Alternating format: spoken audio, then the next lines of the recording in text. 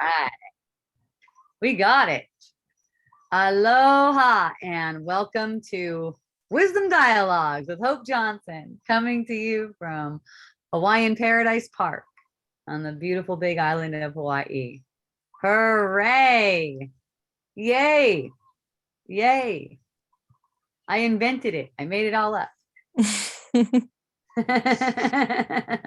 I've got Goda with me to bring her questions in, and she's always really fun, and she knows she made it all up, but just like me, she forgets sometimes.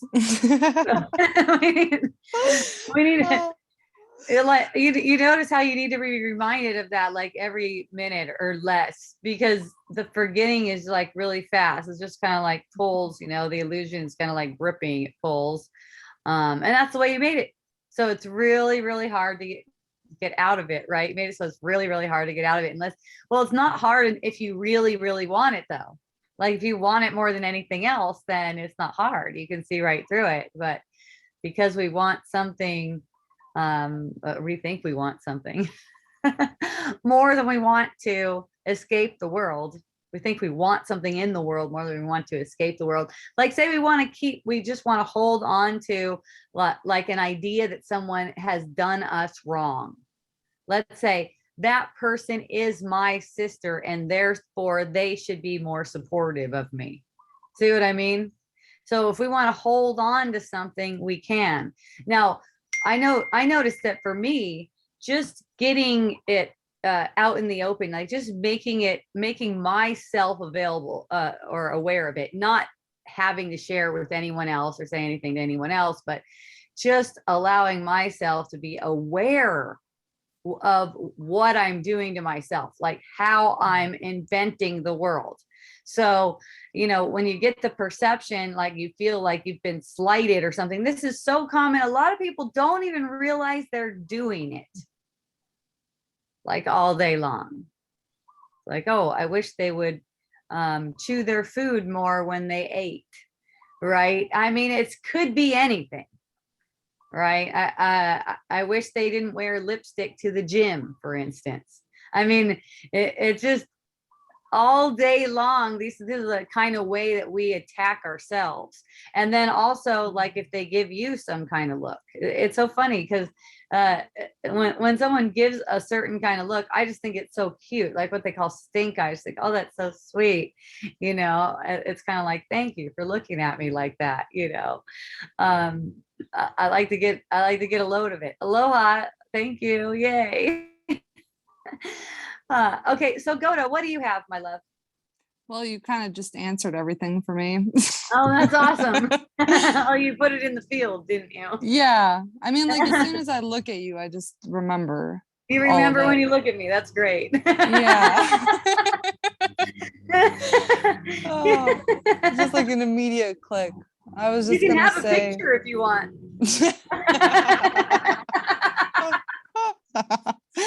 Thanks, so. Oh my goodness. So I basically met somebody who thought I was the one, and that kind of sent me down a little bit of a rabbit hole in thoughts, because I notice I'm like a very big hopeless romantic, and I feel as though there is somebody for everyone. But then with your teachings, I remember that there are no men out there. And that is just like the one who you're meant to be with is the person who's in front of you right now. If you're meant to be with one. That's the thing. If it's anyone, right? There isn't anyone there. See, that's the thing. That's why people end up miserable whether or not they have a partner, because it's thinking in terms of separation. Mm-hmm. See, and it's always looking to, if I only had this, then I would feel better. It's always looking towards something like that. And so the hopeless romantic thing, it's like this wish that would be fulfilling. It's just that nothing can satisfy you. Except for love. That's right. Well, it's like you're not something that needs to be satisfied. That's the thing. Like you see, you'll you'll see that there's nothing here to fill you up. And then when you see that, you're just automatically filled up because that's who you are. Mm-hmm. There's Yeah. nothing lacking.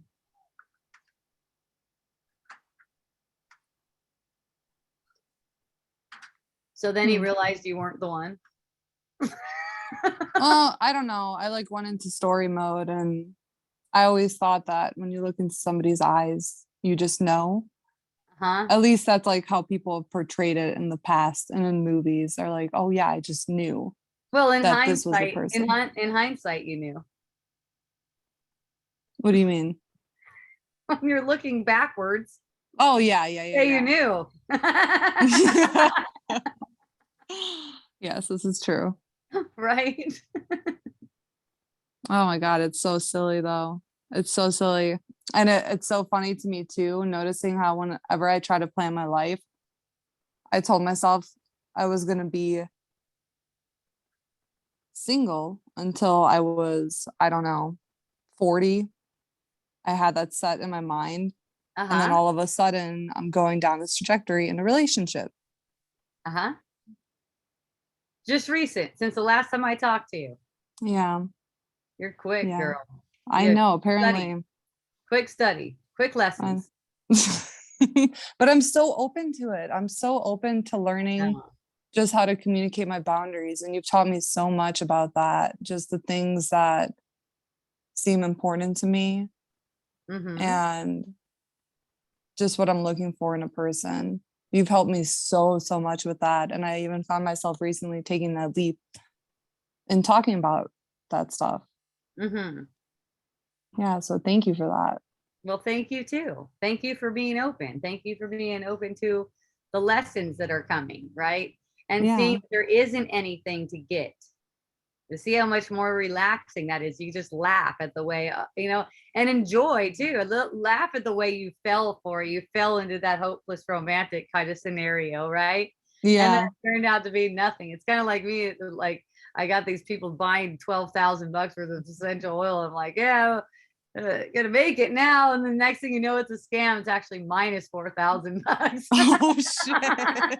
It's like the same thing, really. It's Yeah. not, kind of like generalize everything. Notice the Yeah. energy of how you go on, and let yourself enjoy that. It's not to try to stay off of that trajectory at all. It's nothing like that. It's to be aware. It's like Yeah. it's like to be playful and aware. It's like, oh, okay, it turns out to be a scam. It's the same as if it wasn't for me. Yeah.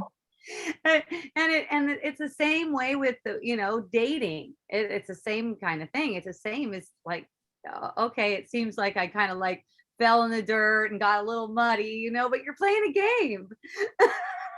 And I totally feel that. It feels like such a game. And I'm actually very excited. It's so Hmm. trippy. Like I'm excited for all of the emotions. Like the ride. I can feel how it's that ride. Yes, it's a total ride. Yep. No, and you can't be harmed on the ride. Yeah. You're not going to be harmed, so you can totally have fun. You can't make a wrong move. Look at that. Yeah. You can't make a wrong move, so you can totally play and have fun. You can be completely careless. Right? Just having fun and enjoying. Now, notice whenever anything hurts, that's when whenever something seems to hurt, that's when you just look. What am I using to hurt myself? I'm always using something to hurt myself. If you're willing to see what you're using to hurt yourself, it's going to be shown to you. But just being willing to see that you are hurting yourself in the first place opens you up so much. It's like, I'm hurting myself, not that guy is hurting me, right? If I'm upset because that person changed their mind about me, that's because I hurt myself in the same place. Hey, I just met that dude a week ago or whatever it is. Last week I was fine. What's the fucking problem now? Oh my God. around. I thought about that so much. Yeah. Just like I even noticed how much I changed in that because the triggers are coming up again, like about a relationship. Like all of the jealousy patterns are coming up and it's so familiar. And it's Yeah. so obvious. I've been through this so many times, and I can see how it is 100% all me and all my own shit and nothing Yeah, to so do you with just that go person. rolling around in the mud like that, Yeah. right? It's because it's all the feelings that you projected. You invented this, right? You Yeah. invented the situation, this kind of scenario where you can get this feeling. That's like the drug addict fix that I'm talking about, Yeah, absolutely. right? These are our addictions. These are our addictions. It doesn't have anything to do with, physical whatever that you guys thought, think, oh, I shouldn't eat so much or whatever. Uh, it's not like that. This is the addiction.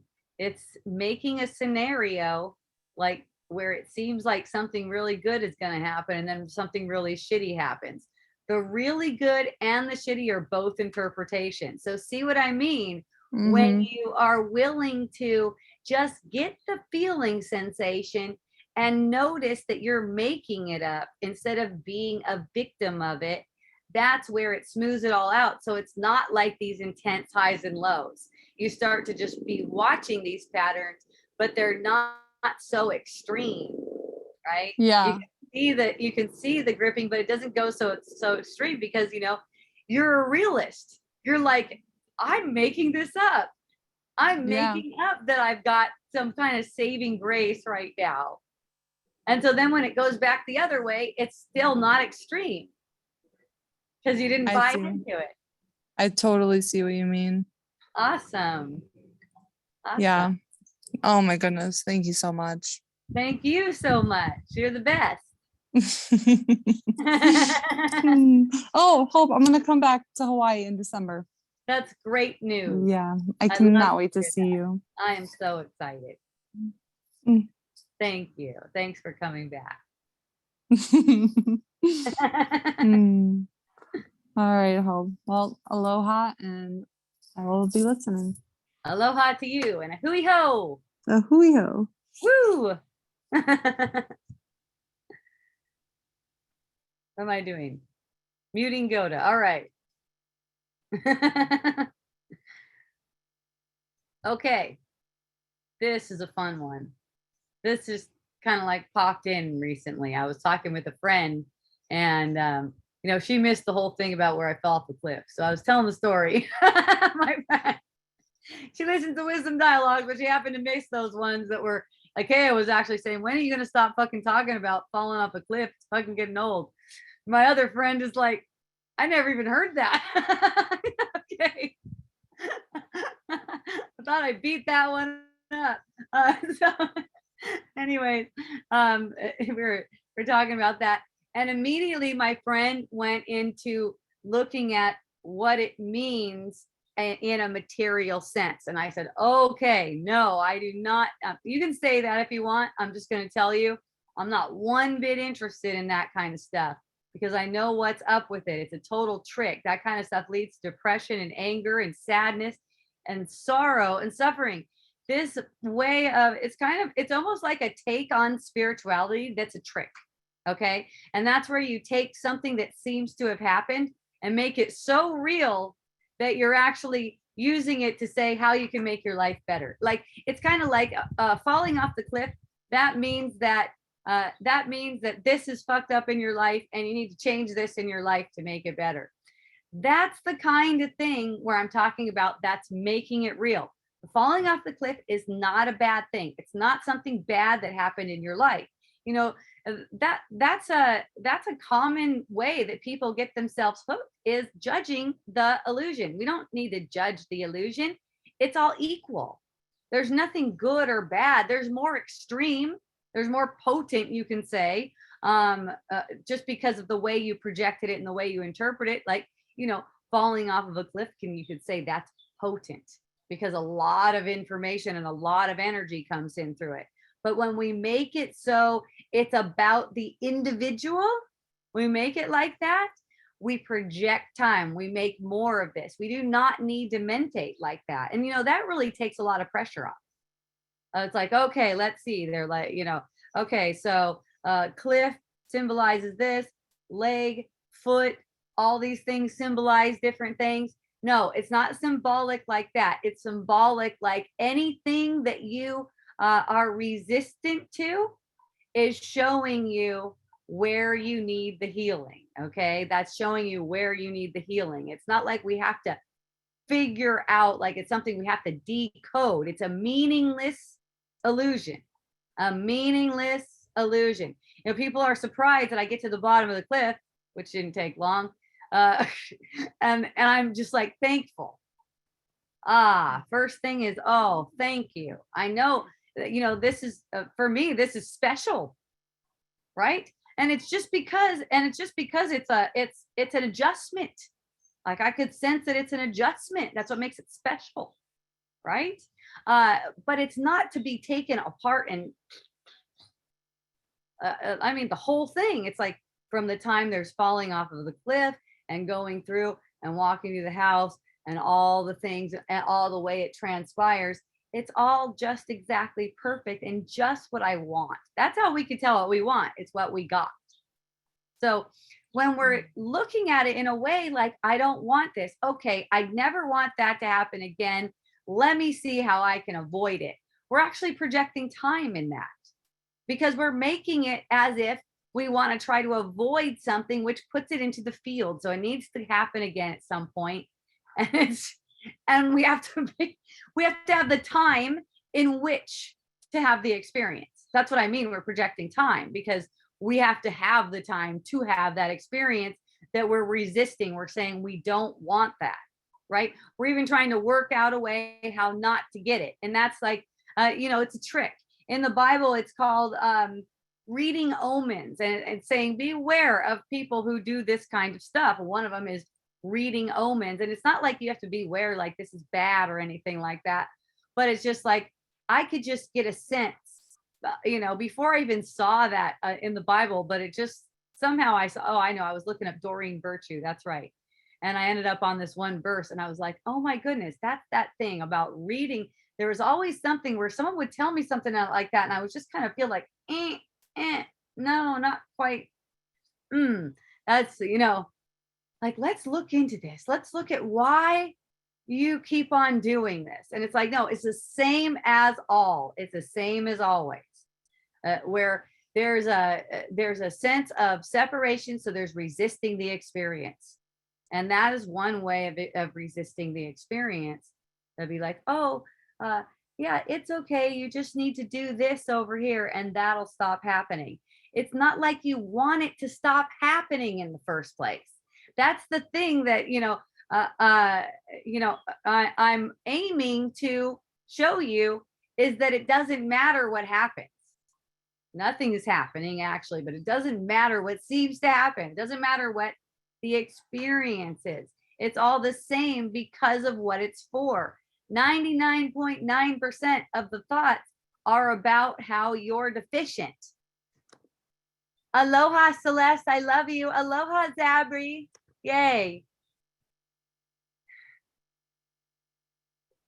So the spirituality that you're drawn to is also going to be all about how you're deficient and how we need to fix this deficiency about you.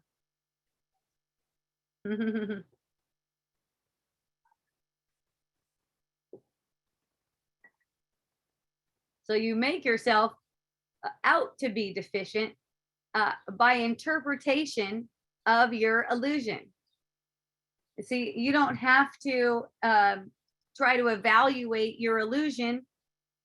All you need to do is forgive your illusions. You don't need to evaluate, you need to forgive them.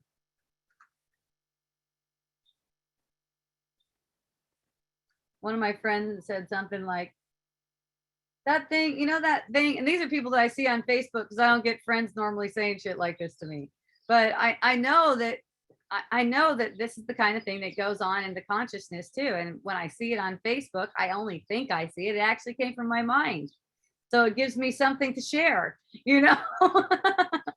so a friend of mine was talking about how that thing about giving all that you can will allow you to receive, something like that. She's like, that is bullshit. That doesn't work. All you end up is being trampled on. And, you know, here's the thing. you're getting trampled on because you weren't really giving. You don't know what giving is. You don't have a clue what giving is yet. See, if you get the sense that you gave and then they took from you, you did not know what giving was, and you still don't. You were not giving, you were taking in the guise of giving. You were tricking yourself. You were taking because you were giving with an expectation that you would receive. The giving wasn't giving from the heart, where receiving is immediate. You're not looking around for who's gonna reciprocate when you're giving truly. When you're giving with the ego's mind, basically you're being guided by the ego into this giving, then you're being tricked. And you're going to get the perception that people are taking from you. Anytime you get the perception people are taking from you, it's because you've been taking. You have been acting as if you can give, but you haven't been giving. See, you have nothing to give that you haven't received for yourself. But when giving, you think that giving is of the world. It's not. You actually have nothing. If your way of giving is, I gave all this energy, that's not it. You went over to someone's house and you moved all their furniture. And then you go, wow, that really took a lot of energy. It was this much kind of whatever, manpower, woman power, whatever. And it deserves this kind of exchange. We think of money in that way. Okay, it was this much energy, then give me this much money. We've been mind fucked with this money thing. We start to relate with each other that way. Even when we're not making a transaction, everything just becomes a transaction now, right? I give you this, you give me that. So giving that's giving truly isn't expecting anything in return. So it can never go wrong. If it went wrong, it's your ignorance. It's because of your ignorance. It's not because this doesn't work. It works 100% of the time. You have you have the benefit of your giving immediately upon giving it. It doesn't come afterwards. It doesn't come from a particular person. See, the thing is, what's different is there's people that have expectations on them that you put on them that are supposed to give back to you because you think you gave to them specifically. So there's people that you assign how they are. You have a purpose for them. Their purpose now is to reciprocate. And if they don't reciprocate, then they didn't live up to their purpose. Now it's an idea like, oh, giving, that was bullshit. That's the ego's game, right? The ego will show you, oh yeah, okay, oh, that concept, give and receive. Okay, I'm going to be receiving a lot then because I'm going to be giving my ass off. It's like the ego hearing the concept, right? Give and you'll receive. All right, I'm going to be giving everything then. I'm going to get so much back. This is going to be amazing. But thinking about it in a way, it's so material. When you're not focusing on the material and where the things are kind of come from, that's how you see that the receipt of what you gave is immediate. It's reciprocal, immediate. It doesn't even take any time. Aloha, Maria. Aloha, Kelly. Oh, it's morning in Melbourne. Lovely. I love the worldwide vibes we got going. This is so fun. Thank you. And Chitta and Asana and Akea. Leah too. Leah's joining. Thank you, everyone. I love you. And Kyle and Lori. You guys are the sweetest. Okay. Doreen Virtue. Let's see.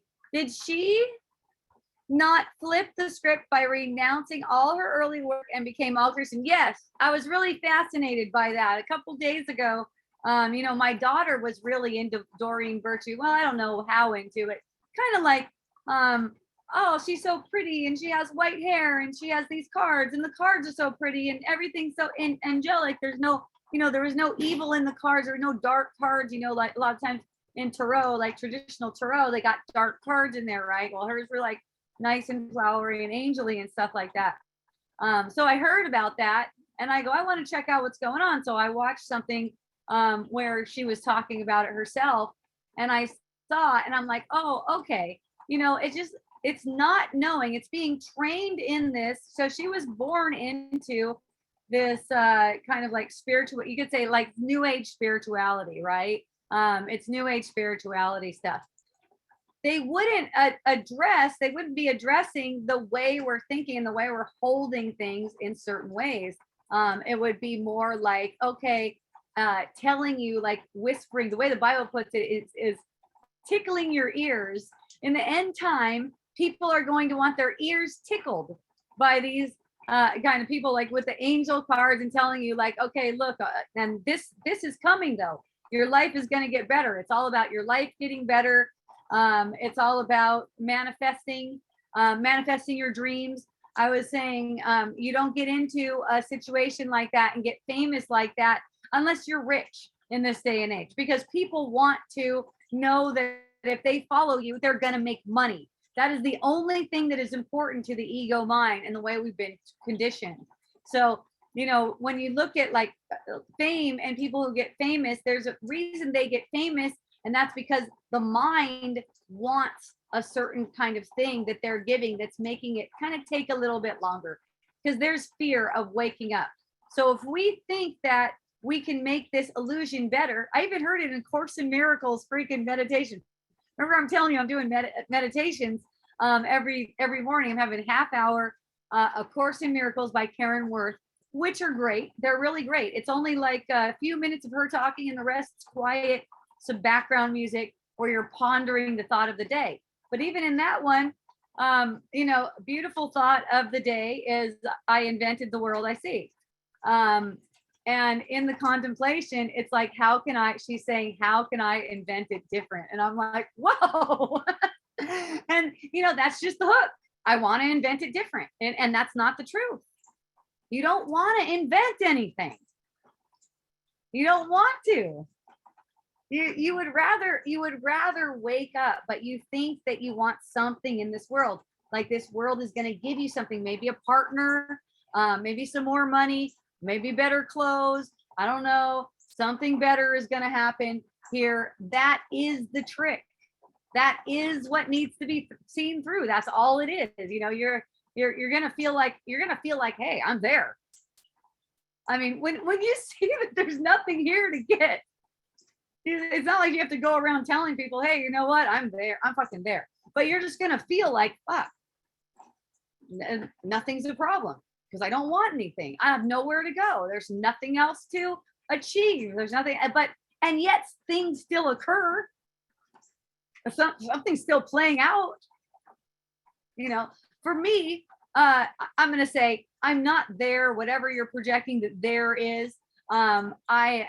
I get triggered from time to time. I was just triggered like a couple days ago or something. I don't know. I get triggered from time to time. That's how you know. Okay. In between the triggers, like, oh, fuck. But trigger, it's like, whoa, you know. and for me, it's really extreme because it's such a huge contrast from the way I feel normally. So when there's a trigger, it's just like, whoa.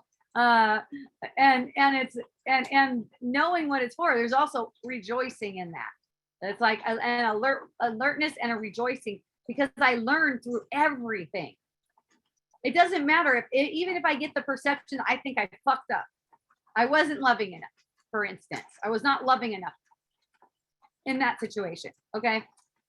The perception that I was not loving enough in a particular situation is for learning. So it's met with the same gratitude as falling off a cliff, for instance. It's really just the same. It's all for learning, and we can't get hurt. So there's nothing to avoid. So see, what I'm aiming to point you toward is that anything can happen and I'm okay, right? I'm trying to get something. So that was the thing. Everyone's trying to get something, okay? That's the ego's teaching, to try to get something from the world. So in come the new age teachers, such as Doreen Virtue. And then she started looking at the Bible and noticing one verse in particular. And I read the verse and I was like, oh yeah, okay, I see why she heard that verse. And then she was like, holy shit, this is what I'm doing to people. You know, I'm basically helping them take longer to see the light. Basically. and feeling like, wow, I really felt like I was doing something for God. I really felt like I was doing good. I really felt like I was being God's helper. The thing is, she went to the other extreme. See, she doesn't have the foundational, I guess you would say, teaching. So it seemed like she's far along because she's famous and she's up there and she's got the tarot cards and stuff like that. But see, what's going on is there's a lot of guilt. So once she sees that verse, she feels very guilty for what she's done, and she's like in a repentance kind of mode. She even takes on the form of more of a guilty kind of look, a guilty kind of person. So you could see the difference between ego grandiosity and the ego humility, right? And this is what it is. The ego humility is, I'm a sinner. And that's what she's getting through the religious conditioning, right? The ego grandiosity is basically, I'm God, right? I am God, right? And that's the ego saying, I am God. Yes, you are God, not like the ego thinks. So if you're saying I am God in the illusion, more times than not, you're saying it from the ego. Okay, because the way the ego thinks of it is I am like above God. That's the whole thing, is to try to be above God. You can't manifest the world unless you're trying to be above God. Okay, because the world defies and denies what God is. Love. The world denies that. There's death, for one. And then there's not really death. Death is actually a misinterpretation. Just like pain is an interpretation of fear, death is also an interpretation of fear. There is no death. We're misperceiving when we get the perception of it. It's really fun. Okay, when you say ego, I keep hearing eagle. I know. That's a common thing. That's fun. You know what I mean, so that's cool. I'm Achaea. I had like 3 of her decks. Achaea, you had 3 of her, you're Achaea? Yes, you had 3 of her decks. Okay. Yeah. So I know it's like that was kind of like the kind of chick that Achaea would like too, because she's got the blonde hair, she's sparkly, she's got pretty, I don't know, she's a pretty girl, she's a princess, she dresses really pretty, or did. It's a total opposite now. It's really interesting. That was probably the most interesting part of the story for me, was about how you can see the opposites, like going from ego grandiosity to that ego humility. I'm a sinner. Ego grandiosity, I'm God. See, and this, what I made, is real, and I'm going to make it better because I'm God. That's the ego. This is the ego's world. Oh, I love you. Oh, it's Tuesday morning. I'm so glad that makes it sunny for you. Thank you, Kelly. I still have her cards and use them. I know it's a phase she's in. It'll pass. Okay, yeah. I mean, and here's the thing. Okay, the next question might come up. Is tarot helpful? Okay, so it depends on what you're using it for. That thing has no power in itself. Okay, it has no power. But this is the way it's normally used. It's normally used to try to tell the future. Okay, so like fortune tellers, all that kind of stuff, they're feeding into a wishful thinking about the future, which I find myself in a fortune teller sometimes too. I just find it fascinating. And what is it for? You're watching, you're learning. You're not going into sleepy mode with the ego. Oh, let me see what I can get for this, out of this, you don't have to judge any kind of, okay, I have the cards, whatever. Yeah, and I'm with you, Niall, because I love Doreen too. And I'm like, man, it's like she's been doing this spiritual path for a while, but not really knowing what was going on, kind of like being hoodwinked with it. And now she's doing basically the same spiritual path, but with a different face. That's what the religious, it's basically the same thing. It's because it's feeding the guilt. You can feed it from the sinner perspective, or you can feed it from the grandiosity perspective. Okay, so it's just the opposite perspective is all. So it's like, when she crosses my mind, I just let my heart open and gush. It's like kind of like a vibe like that, because it's like, man, all she needs is to see her innocence. Just willingness to see her innocence. But right now, at least as of the time I saw the video and she made the video, it was I'm a sinner mode. So and what I'm saying, that's no better or worse or happier or more sad than the grandiosity mode, because it's always just bringing about the opposite. And this will just go back and forth. So let's say she doesn't swing back to grandiosity in this lifetime, she'll swing back to grandiosity in another lifetime. It's just the energy of it, the energy of the false I, that self, right? And since the ego pursues you, you just make another false I with the same kind of energy, with the same kind of, you could say the same kind of thought structure that you built in the last one, where you projected for another cycle or hundreds more cycles. So the cycle just goes again. And it's the same thing over and over and over until there's willingness to see that there's only innocence here. And you can't see that there's only innocence here when you're trying to get something out of it, because it takes denying innocence to want anything from it. Okay, and to even want anything from this world, it takes denying innocence. Okay, so someone might say, well, what about like you want a sip of water and you take a sip of water like that?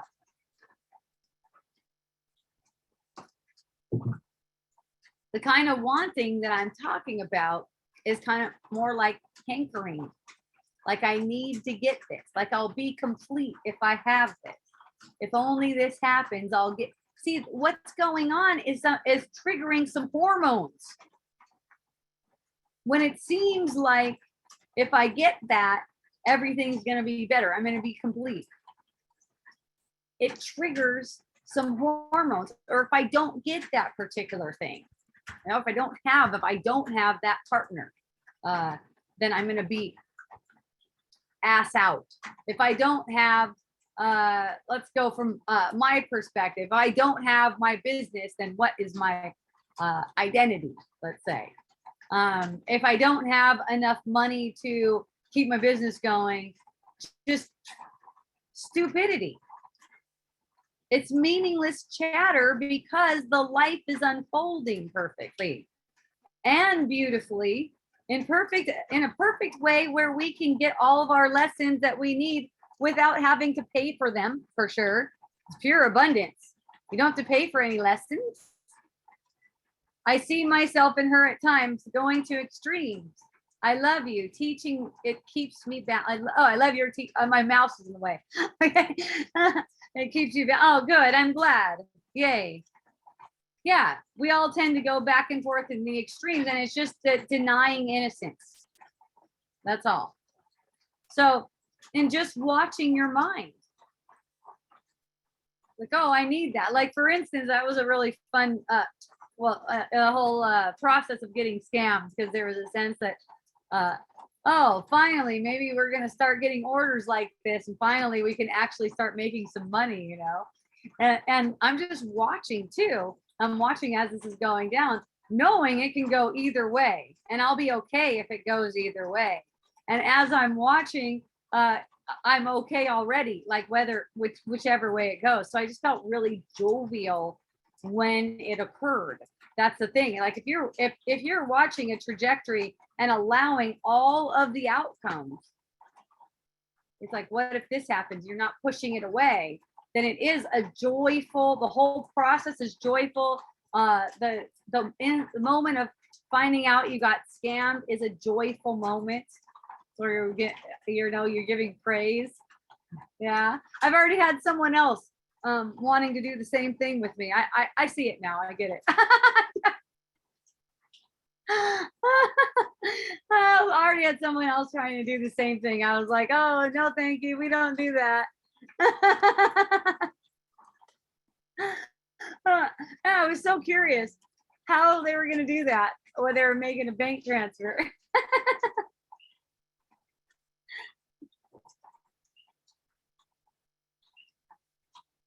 But the trick is always about, don't fall into evaluating what seems to have happened.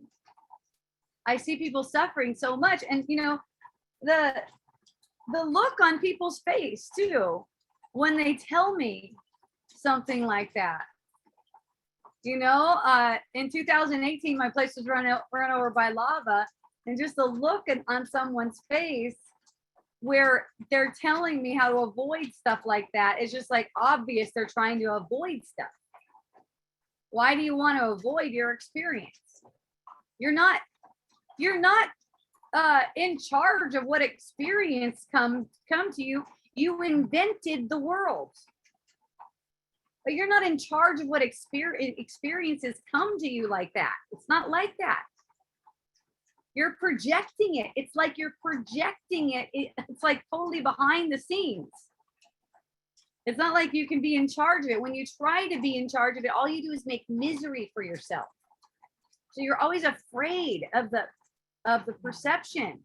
The perception's going to prove you're not innocent. The perception's going to prove that you did it wrong, because you'll allow it. You'll allow it to prove that to you. You'll take a meaningless manifestation and make it mean that you're guilty, or make it mean that you're deficient in some way. Oh, okay, Zabri. Aloha, my love. Oh, okay. I have intense chronic skin itches, eczema, and I just want it to be gone for good. No, you don't. It's on my face. I know, I've had that before. I know what you mean.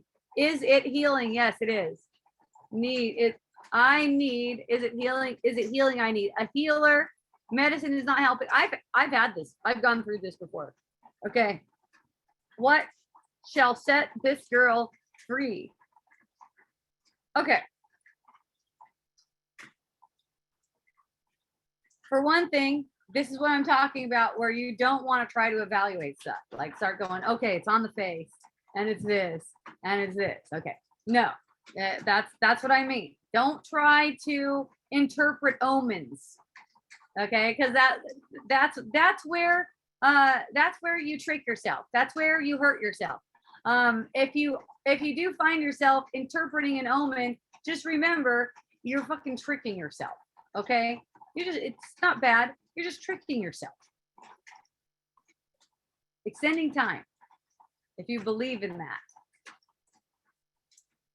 Okay, so you're getting a perception that you have a rash on your face. Number one, why do you care? I know that's not easy, because I've had the perception too. Okay, who cares? Notice that. Who is caring about that? If the life is for one thing, who is bothered by a rash on the face?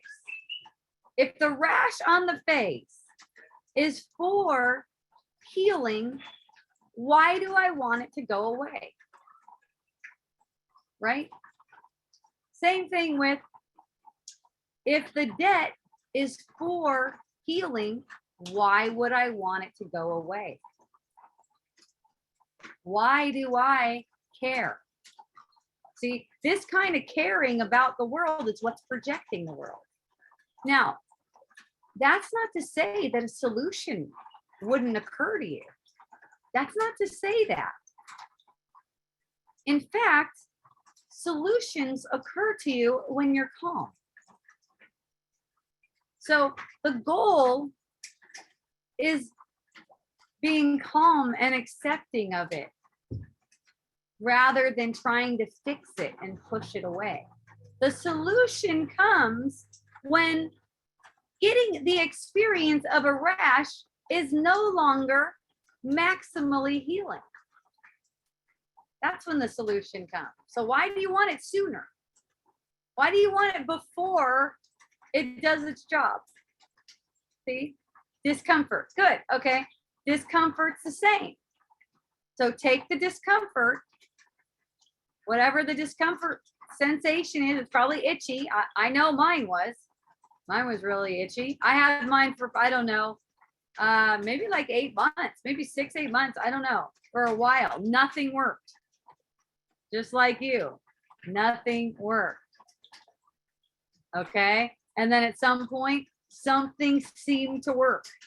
That thing is definitely not the magic bullet, I'm sure. It was just done.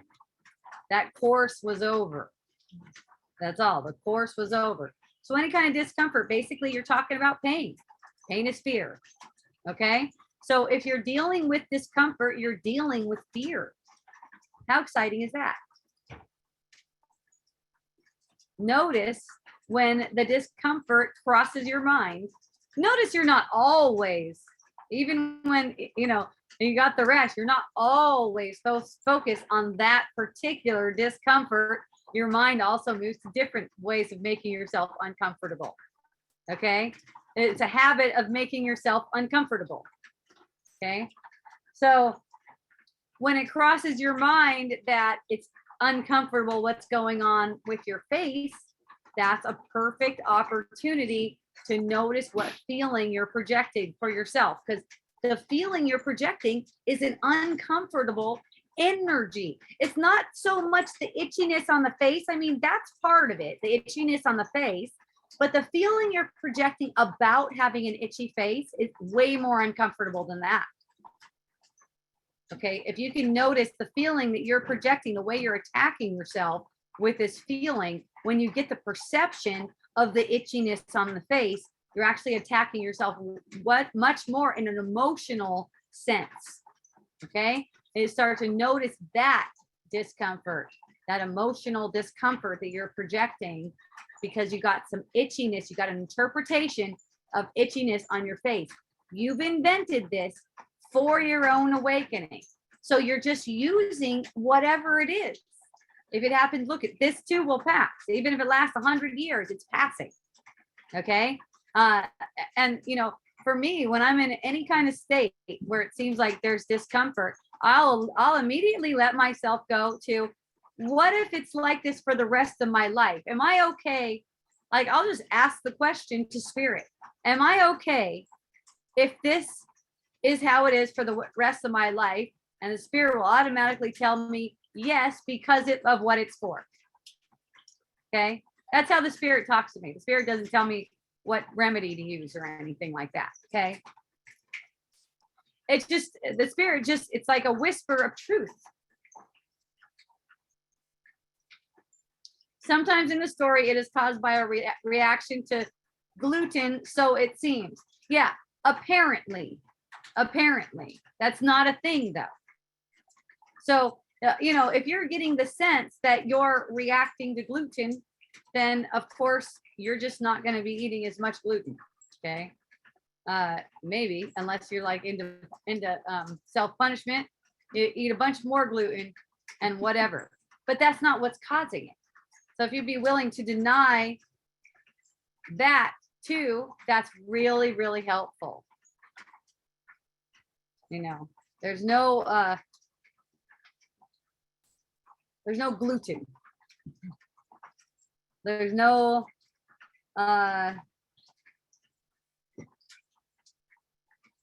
stop eating gluten and your tummy gets better. You might get the perception of that. I don't.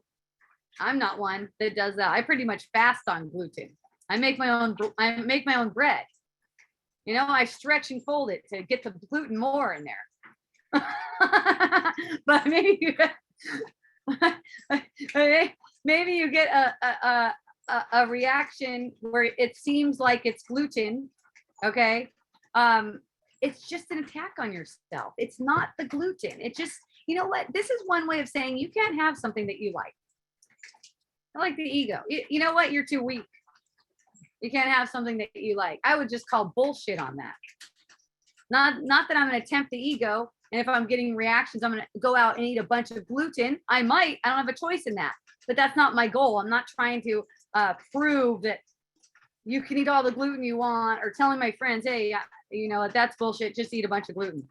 right? It's not like that at all. But I'm calling bullshit on it if I'm like accidentally, let's say I think I'm gluten intolerant, so I mostly avoid gluten, and I accidentally right?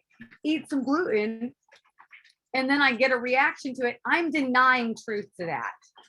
I'm not gonna feed that. I'm not gonna say, see, a lot of the times people go, okay, it's true, nothing can hurt you.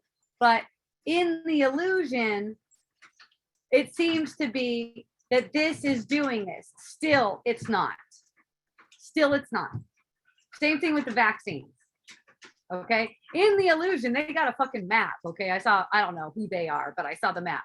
So there's a map that shows all of the number of population by color of people who got vaccinated in a particular area. And now there's a map of all the people who have COVID in a particular area, and they're the exact same map, right? So it really looks like the vaccines are causing people to get COVID. Okay. It really looks like that in the dream. I'm going to deny truth to that. I mean, even though it seems to, guys know I was like a COVID activist, even though it seems to go along with the narrative that seems to be aligned with my identity, right? I'm going to deny truth that anything caused anything. That is not true at all. We're making it look like that because we want it to seem like we can hurt ourselves. So here's some different things for you, Zabri. It's not anything that you're doing or not doing. The rash on your face. It's not anything that you're eating or not eating. The rash on your face. Okay. It's all projection. Now you might come to think you see that it was caused by something that you were doing. You might think you see that it was. That might be your solution. You go, oh, if I just stop doing that, that's going to go away. That's only still a projection of your mind because it's time for that illusion to subside and have another one come in. That's all. So it's tricky. It'll get you to think that it was caused by something or it was helped by something. In my case, it seemed to subside when I was using a particular probiotic. And it was so funny because when I was buying the probiotic, I was ordering it online. It was just shown to me, this is over. You are done with this. And it was a sense like this. Now, this probiotic, even though I've used a bunch of probiotics all this time, this particular one, this is the one. It was just like shown to me. And it was not like a wishful thinking thing. I noticed how it was, and it was just kind of like, oh, okay. And it starts to subside before the thing even comes in the mail. And then I'm taking it, and then it's even going away more, right? That's how we set it up. So it's really tricky. That's why we don't get into making these things, okay, maybe it's because of this. And oh yeah, I did the really restrictive diet and everything like that. But if you just wait, you'll see it's a trip. For me, when the solution came, I was totally not, I was just like, okay, I surrender. This may be me for the rest of my life. I surrender to this. At that point, I had a rash around my eyes, really like this, all around my eyes.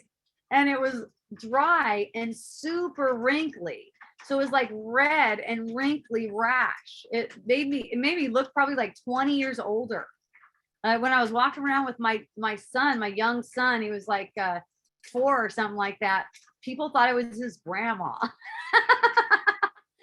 And this was like 10 years ago. You got it around the eyes? Awesome. Ooh, I like it. Yeah. So, it's kind of like getting into enjoying the, because you see how we have identity, like for one, maybe I have an identity of kind of like a good looking chick, you look at my face and you're like, oh yeah, it's a pleasant looking woman. And then the next thing you know, my identity is completely different. Now I'm fucking an old lady with red eyes, right? And so enjoying the experience of that, right? And being ready to enjoy the experience, that's the experience I'm doing. ah, how are you? How are you having a kid at this age? You know, you just enjoy it. That woman, there's a woman at the bank. She goes, and she goes, you know, I'm really proud of you that you had a kid at this old, you know. And meanwhile, you know, I'm not super, super young, but you know, I had him at 35. So I was like 39. And I was like thinking, oh, interesting. And, you know, and then she said something about women over 50 or something like that. I'm like, whoa, whoa, my eyes, they're not normally like this. Everything changes and that's different.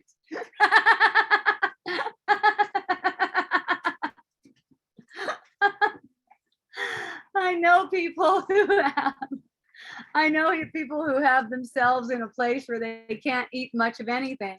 When I saw that, I realized it's all in their mind. Yeah, it's always all in our mind. That's it. That's it. You're making it that way. And that's the way I play with it too. I mean, gosh, I go through cycles where I'll be like, you know, I don't know, maybe for like 3 weeks, it was like I wasn't feeling like eating anything. I could make it a problem.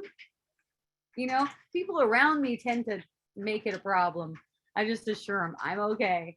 I don't really need to eat when I'm not eating. That's how I know if I need to eat, I'm eating, right? So there's like weeks of not eating, right? Pretty much not eating. Not and you know what? In those weeks recently, there was not drinking either. There wasn't much drinking. I even came on Wisdom Dialogue, barely drank anything. And then it'll switch to a nice full appetite, or it'll just be a regular appetite or small appetite. It's like I don't give a fuck. The weight too. I used to care about my weight. It was funny. I used to battle of the bulge, right? You guys familiar with battle of the bulge? These 5 pounds. It's just those 5 pounds. How are you ever gonna get rid of those 5 pounds, right? So I'm always fucking around with those 5 pounds. And then I get to the point where it gets to, I'm trying to put 5 pounds on. And it's like, okay, that's enough. Who gives a shit? Who gives a shit what the scale says? Who gives a shit how the clothes fit?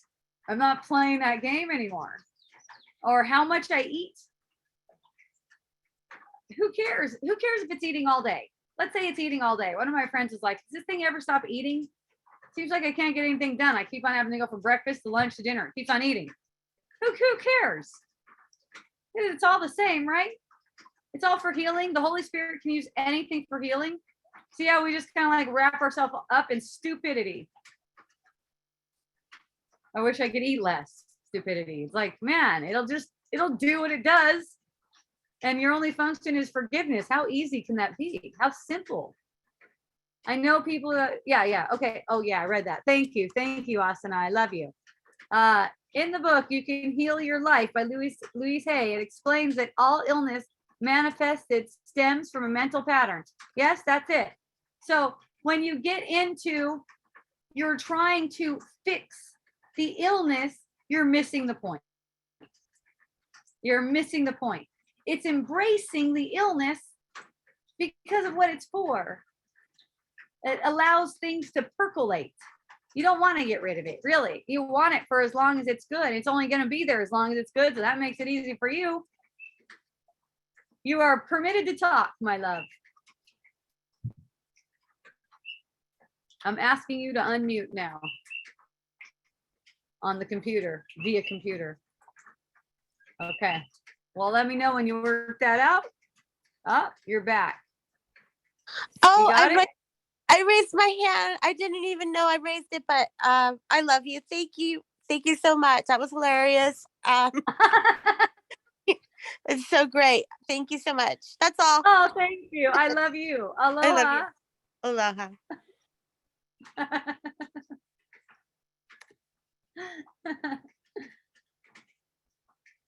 Yeah, it's just when you take a particular illness and in the guise of healing, right? That's not healing, is like trying to find, you know, how to get rid of the illness, because the illness is for healing. The illness isn't even real. You're perceiving it. So it's like you want to escape the illness without using the illness to escape the world. And that's projecting illness. If you're using the illness to escape the world, you don't mind the illness.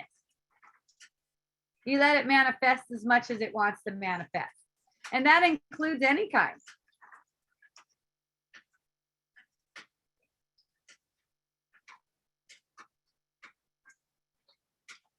It's like, fine, I'll do that again and again. I'll play that again and again.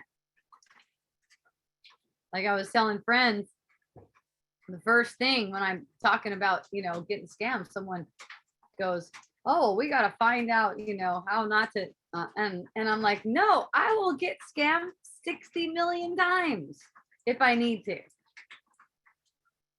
I'm not trying to avoid it. It's not dangerous. Nothing's dangerous here. We're demonstrating to our mind what this is. Through every experience that we have, we're demonstrating to our own mind what this is, what we mean to each other, and who we are. So I use perceptions like that. And so it doesn't matter what the manifestation is, I'm the same. I'm the same in that I don't have a problem.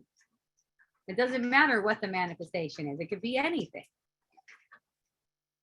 I have no idea how it should go. I don't know what's in my best interest.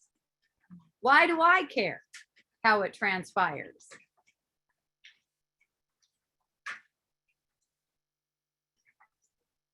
So we're not hyper focusing on the rash itself and like trying to laser in on it and see what's causing it and try to get rid of it and stuff like that. All we're doing is taking our resistance. Look at the resistance to the rash. That's coming up all day long, over and over again. We're taking our resistance and we're getting relief for our resistance throughout the day. We're using that rash. It's got a purpose and we're using it for its purpose. We're not trying to rush it out. Now look, once you've learned what you need to learn from it, you're not going to need it. You're not going to have it anymore because it's, for one, it's a deformity, right? It's not the truth. So it's not part of you. It's a misinterpretation. Look, when you're perceiving a rash, the other thing is it's an error in vision only. There's no rash. It's an error in vision. Your sight needs purification.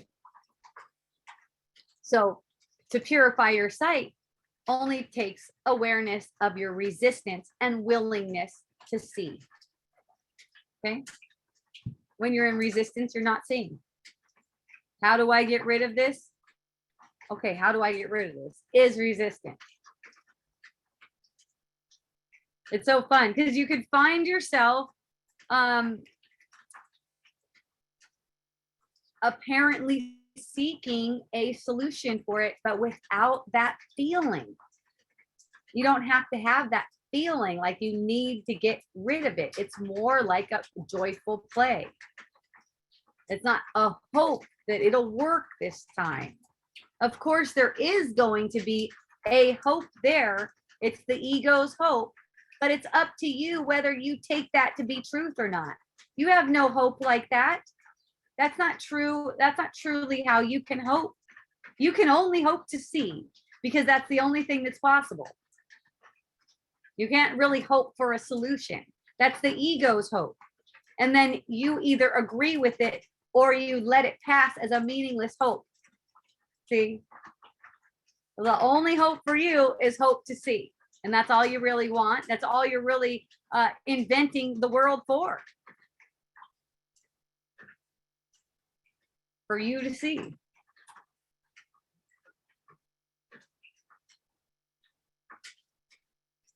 And you need something to forgive in order for forgiveness to even mean anything. So if you're not, for instance, getting a rash and getting irritated, then you don't have something to forgive. That's the thing that's given you for forgiveness. You're automatically going to sense resistance to that. So you can be using that resistance. I see, said the blind man. Fun. So, I was reminded this week too of the story of Lot. I don't know if you guys are familiar with that story from the Bible. Lot was this guy who was heavily afflicted, okay? He had an intense story in the world, right? He had, I don't know, probably like multiple diseases of what they call it today, right? Multiple diseases.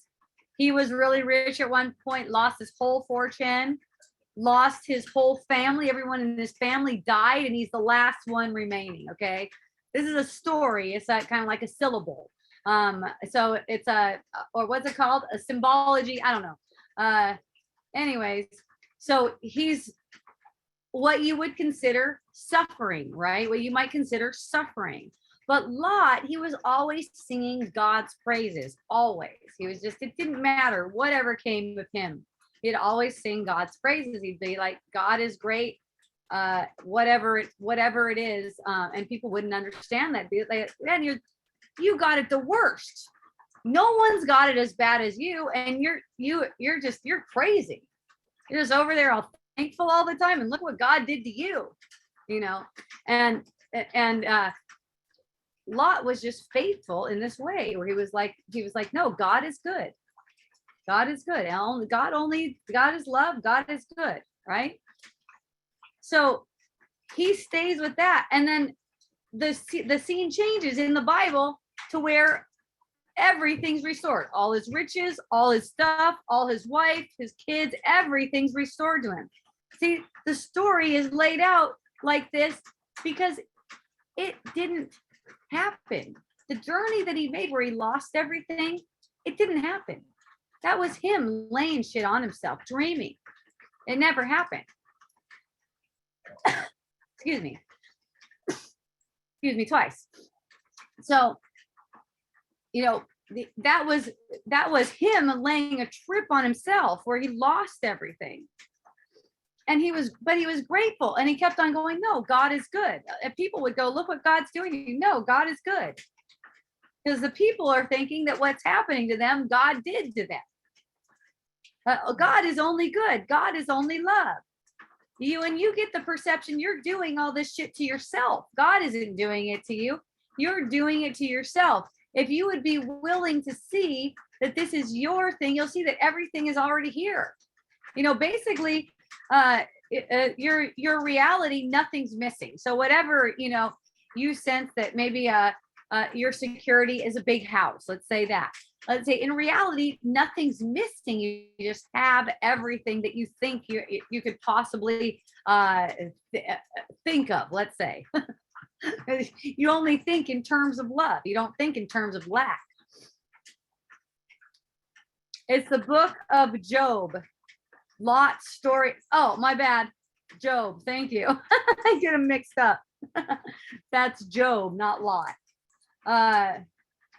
Yeah. It's like you give yourself the story. That's not the reality. But if you're willing to see through the story, you're gonna see reality. If you're gonna keep on making the story, so all the people in the town, they keep on making the story. They keep on making the story. They're like, oh, look what God's doing to you. And maybe they're making a story. Wow, he must have really, I hear this too, around with people. Oh, he must have really done something. He must have really sinned if he brought that on himself, right? They're actually having a long way to go, because making the story real like that, like you actually are capable of sin. One moment. I got no blowing to do.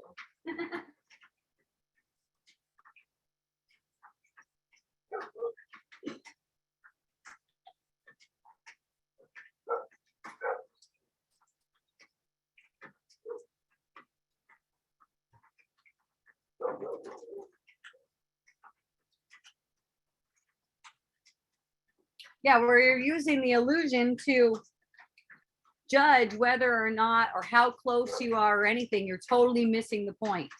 When you do that to other people, you're doing it to yourself. So, I know. I've had experience, especially here in Pune. You know, when I first got to Pune, I'm getting a load of everyone's like kind of spiritual trip that's going on here. You know,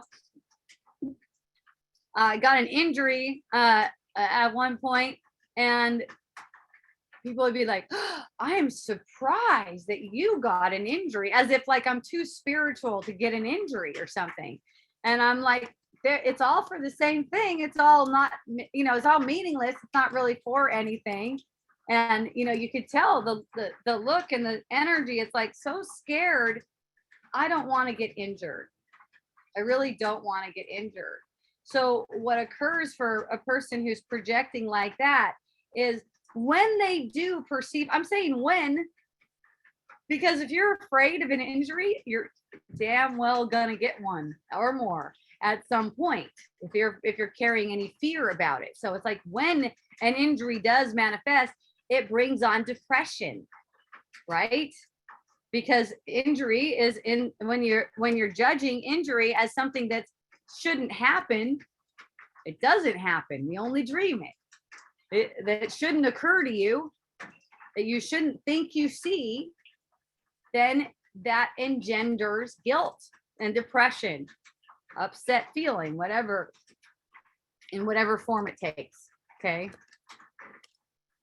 How do we process fear? Well, you know, it's the same as what we've been talking about the whole time, Amy. It's just, if fear just manifests as an upset feeling. That's all. You notice it's just any kind of upset. There's fear. How do we process it? We love it up. We don't really have to process it. Let's put it that way. That might be a better way to put it, but we don't have to process it. Let's say it's a process on its own. We don't process anything. How about that? The sense of fear arises, willingness to feel the fear, willingness to see, using it to see, helps us to go faster. It is a process on its own. You don't have to process it. You don't have to do anything about it. Your only function is forgiveness. So look at the resistance to it. I don't want this fear, for instance. Maybe that's why I want to process it, because I don't want it. When fear arises, welcome the fear. Ooh, I feel fear. Ooh, I'm afraid. You know? Oh, this could go wrong. This is exciting. Ooh, what am I getting myself into? Right? It's just a story. Thank you, Kyle, for telling me that I had the name wrong, because probably talking to a bunch of people that don't know different, they go look up Lot and they're like, what the fuck is she talking about? It's Job again, J-O-B, like job, book of Job. You guys can read it and see what kind of interpretations come through for you. For me, it's been an awfully long time since I've heard the story. This is one story that was gone over quite a few times for me. And I see why it was gone over quite a few times for me, because this is a real sticky thing. It's really, you know, it's kind of like a tricky, sticky thing that the ego throws out with these physical impairments. You know, this attempt to try to avoid a physical impairment. I mean, it's all different things trying to avoid something, but and then we dissect these fucking things. Then we dissect them. In Chinese medicine, each body part applies to something or something like that. It's like that takes it out of the general realm, doesn't it? Takes it out of the generalized. I mean, let's just call it what it is. It's an attack. Anything that seems like it's any kind of sickness, it's just an attack. And I don't mind if an attack is playing out for however long it needs to play out.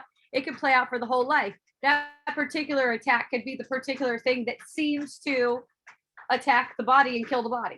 It's fine with me, because of what it's for. I know it can't do anything, but it's because of what it's for. Eventually, at some point in time, maybe in this lifetime, I'm not in a big hurry for it, because I know what a big hurry feels like, and that sucks. But maybe in this lifetime, there's just waking up from the dream and not going through death. There is that at some point in time. And, you know, it's like, that's another trick too, is trying to hanker for it. I want to get out of this life. I just heard about some friend that possibly committed suicide. I don't know. That's the story. Someone just came up and told me earlier today that one of our mutual friends possibly, it definitely passed away, possibly committed suicide. You know, that's also nothing. That's also it's neither here nor there. It's like, oh, okay, you know, my friend is still my friend, whether or not she seems to be in a body, whether or not she seems to have committed suicide. You know, people say, oh, that's such a cop out, they committed suicide. They also don't have a choice in that. Okay, there's a sense that this is so overwhelming, and I'm sure you've sensed it. If you're here on Wisdom Dialogues, you have some experience in life. I'm sure you sense how it could seem so overwhelming that you would, you know, you could see how it would seem reasonable to a person to kill themselves because it seems so overwhelming. You know, you hear stories of people killing their kids, and, you know, people think, oh, I'm just beside myself. How could anybody really kill my kids? Well, kill your own kids. Well, man, if you look into the mind, you can see how it could be taken as reasonable to murder. I mean, the things we think are murderous, and those are the normal ways of thinking. You totally had what thought?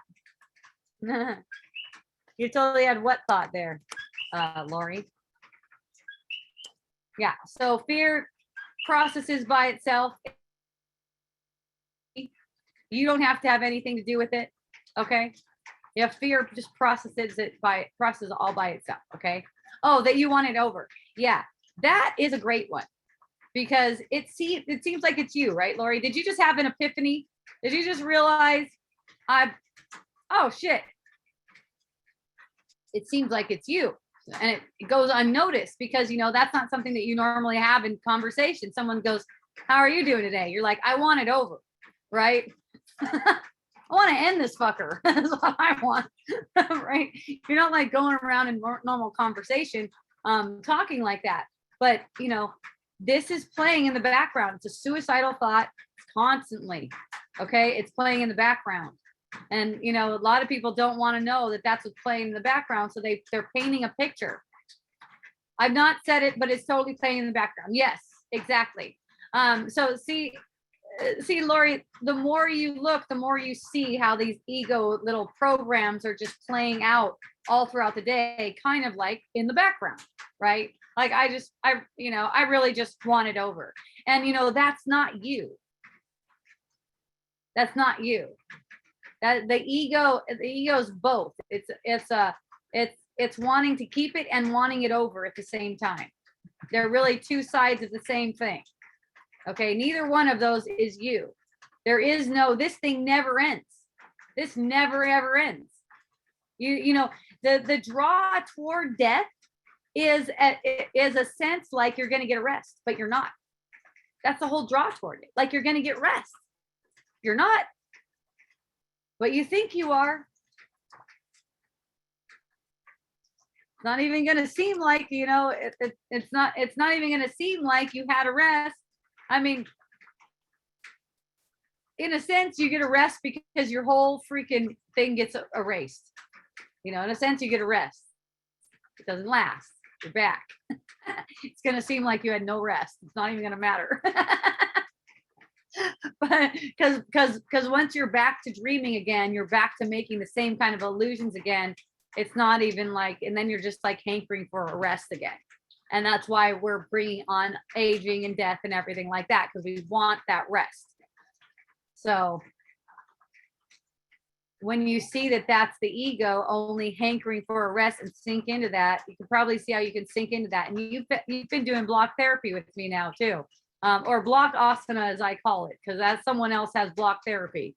But I've got it. If anyone else wants to practice with me, blockasana.com is where you can find my videos. Lori, you went into the pain with the block, right? You went into the pain with that. It's the same kind of thing. It's the same kind of thing. What do you mean no rest? Back to where I was here. Yeah.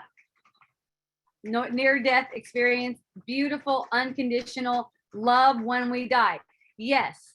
We don't die though. We just get our memory erased and it's back to dreaming.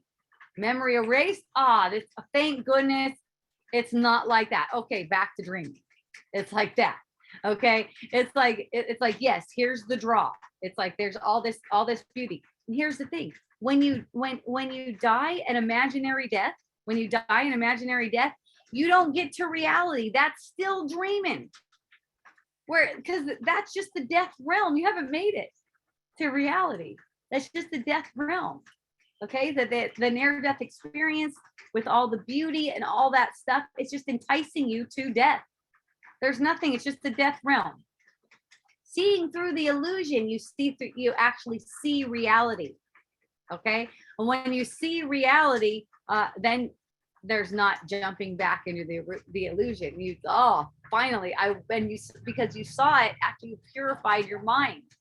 Okay, so this is kind of like getting scammed. The first time you get scammed, right? The creepy thought comes in, wishing for separation, right? Once you have the experience of having lived millions of lifetimes because you got hooked by that scammy thought, you're not buying into that again. At least I don't think. At least it might take a really long time. I don't know. What do you mean? Yeah, no rest. So don't think that you're getting a rest. Even the rest is illusory because you're only going to the death realm. You're not seeing through the illusion. The death realm is not seeing through the illusion.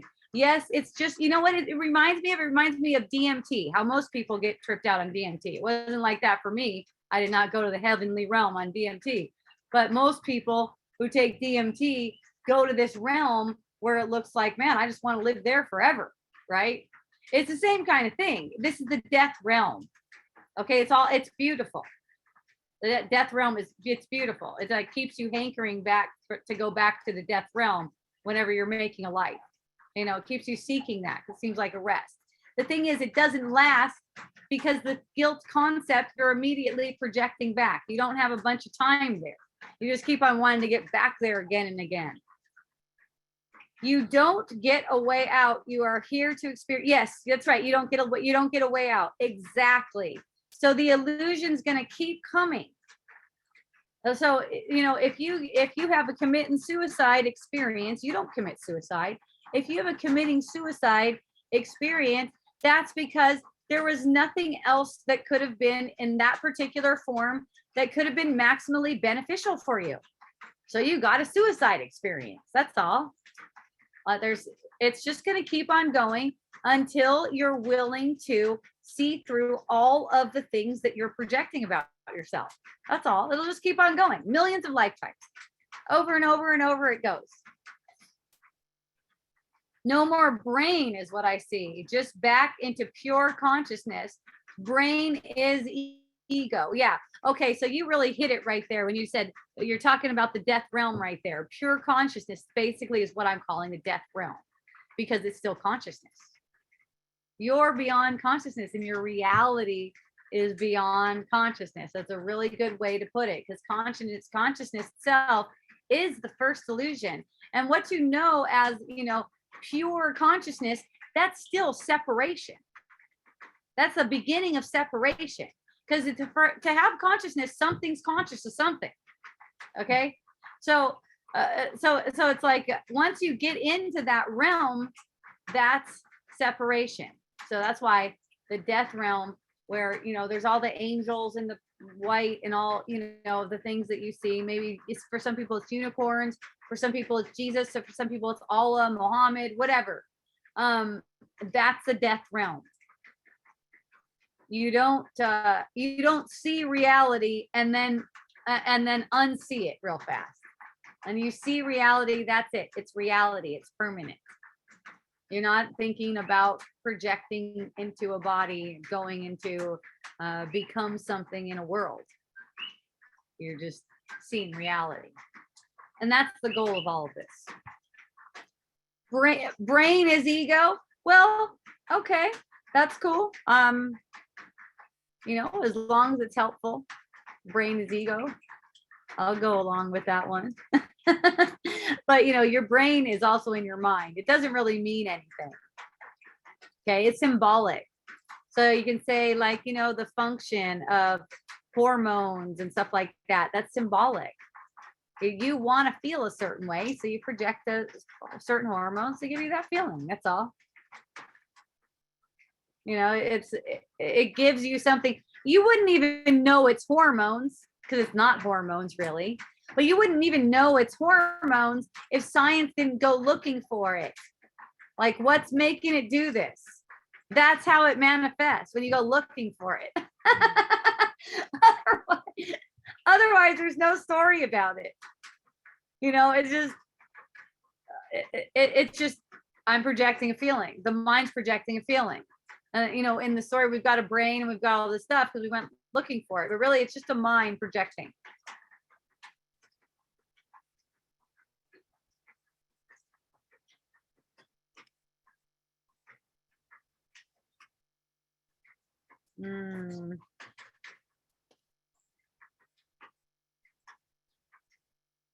Everything's meant to be for fun.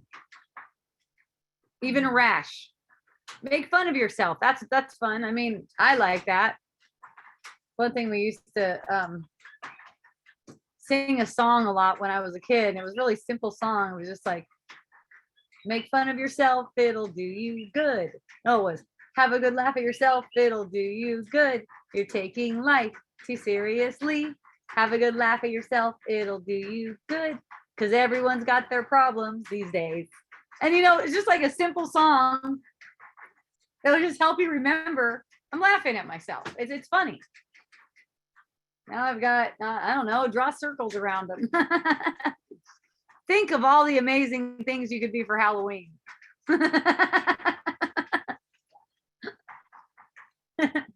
You don't even have to do too much costuming.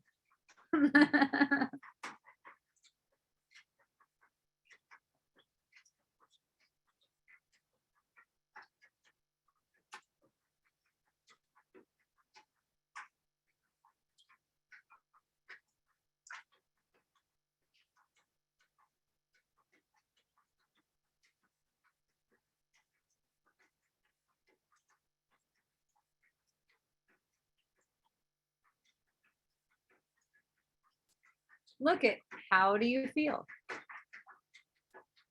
In any moment, just look at, how do you feel? You're projecting that.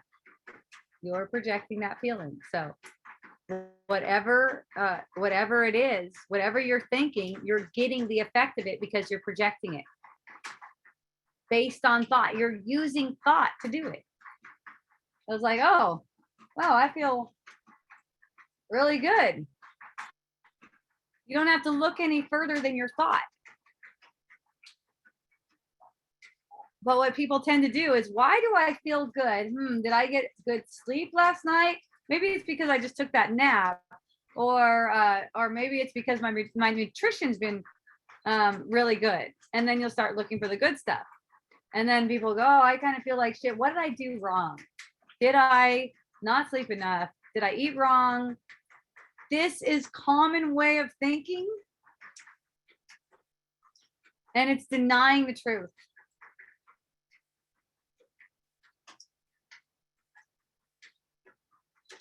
My son mentioned when we both heard about our friend who passed away, possibly committing suicide.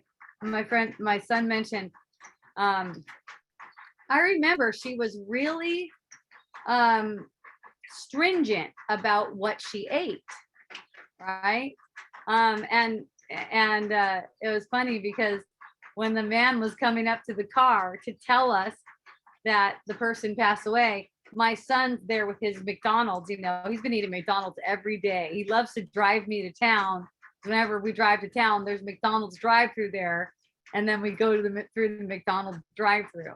So he's over there eating his McDonald's, and we're just chilling in the car. I just got a smoothie from the smoothie shack, and guy's coming up talking about how, yeah, I'm surprised if she did commit suicide, because I wouldn't. Yeah, and I go, oh, yeah, that doesn't really sound like it's the way she is. It doesn't, it doesn't really. When I hear that, it doesn't really like sit right for me. And I mean, it's possible, but and then my son goes, he's like, yeah, that's why, I'm just killing myself slow by eating McDonald's, right? He's got the McDonald's on his lap. The guy cracked up. He's like, oh yeah, I would go to McDonald's too.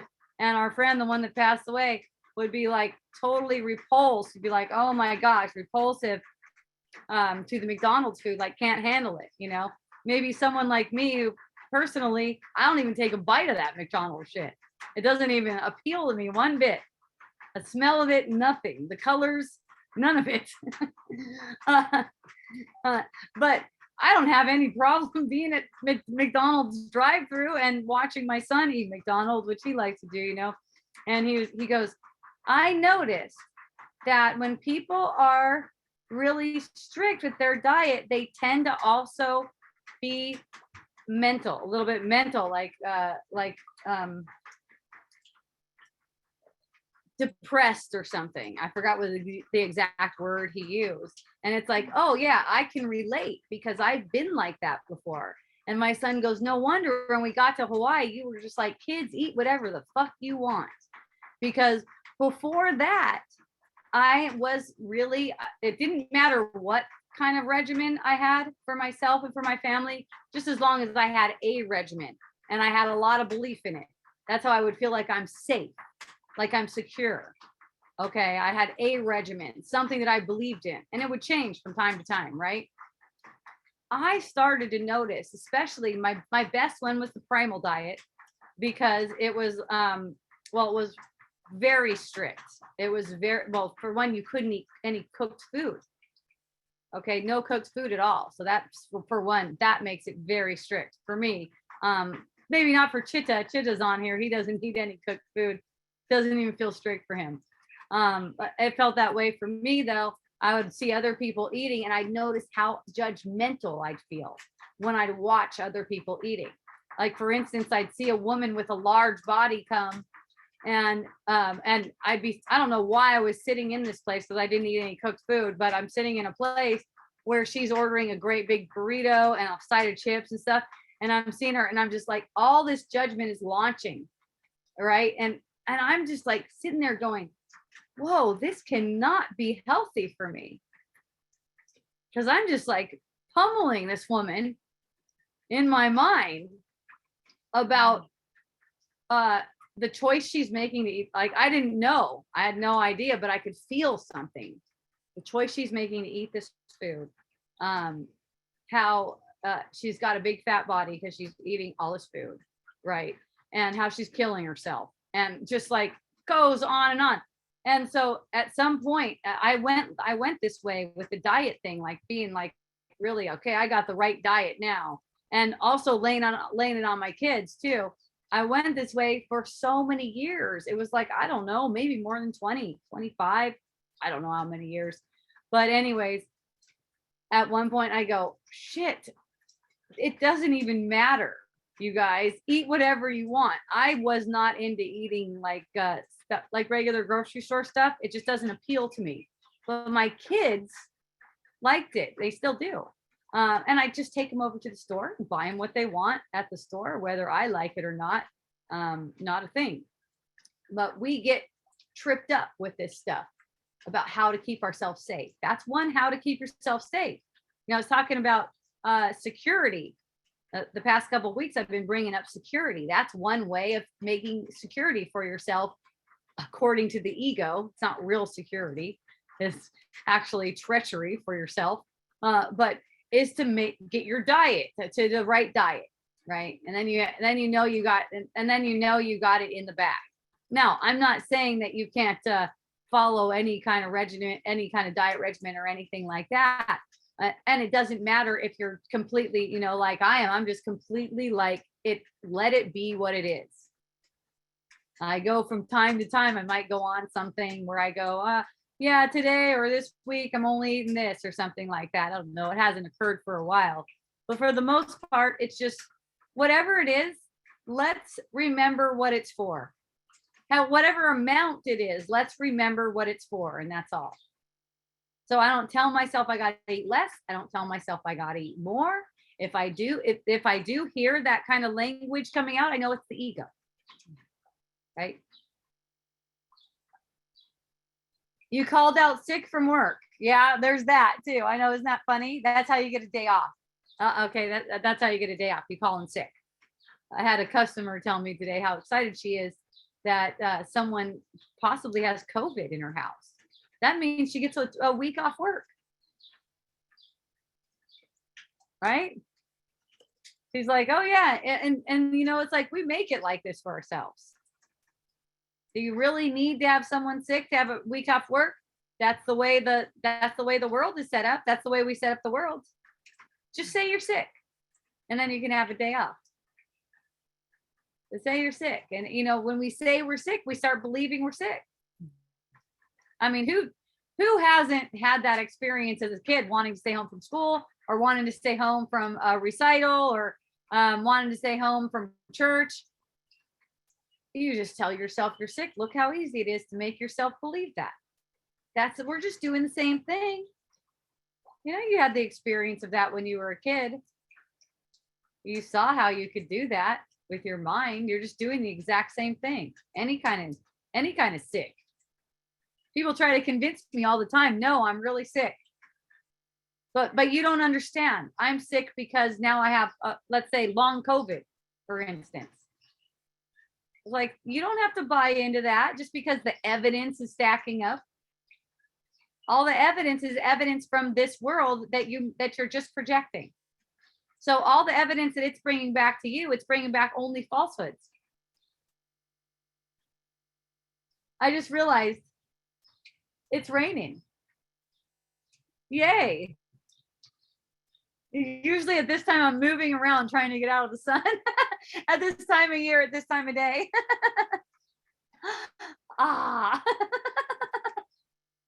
So refreshing.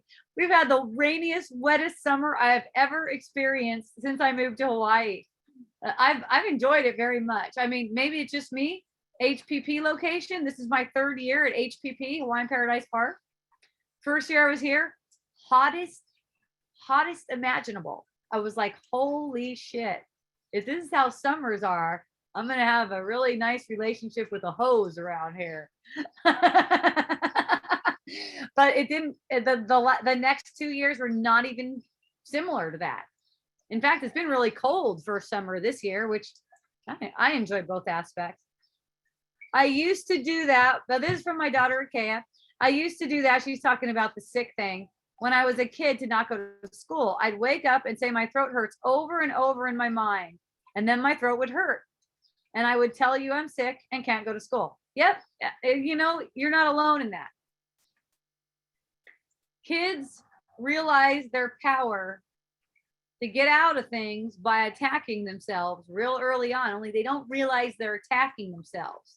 You're really training yourself to make yourself feel sick. It's like, I'm a victim of this body. You know, sorry, I can't make it to work. I'm a victim of the body.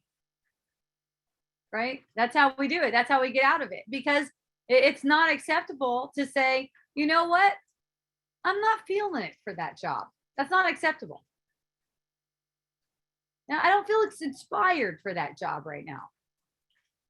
I would do that job, but I'm sick.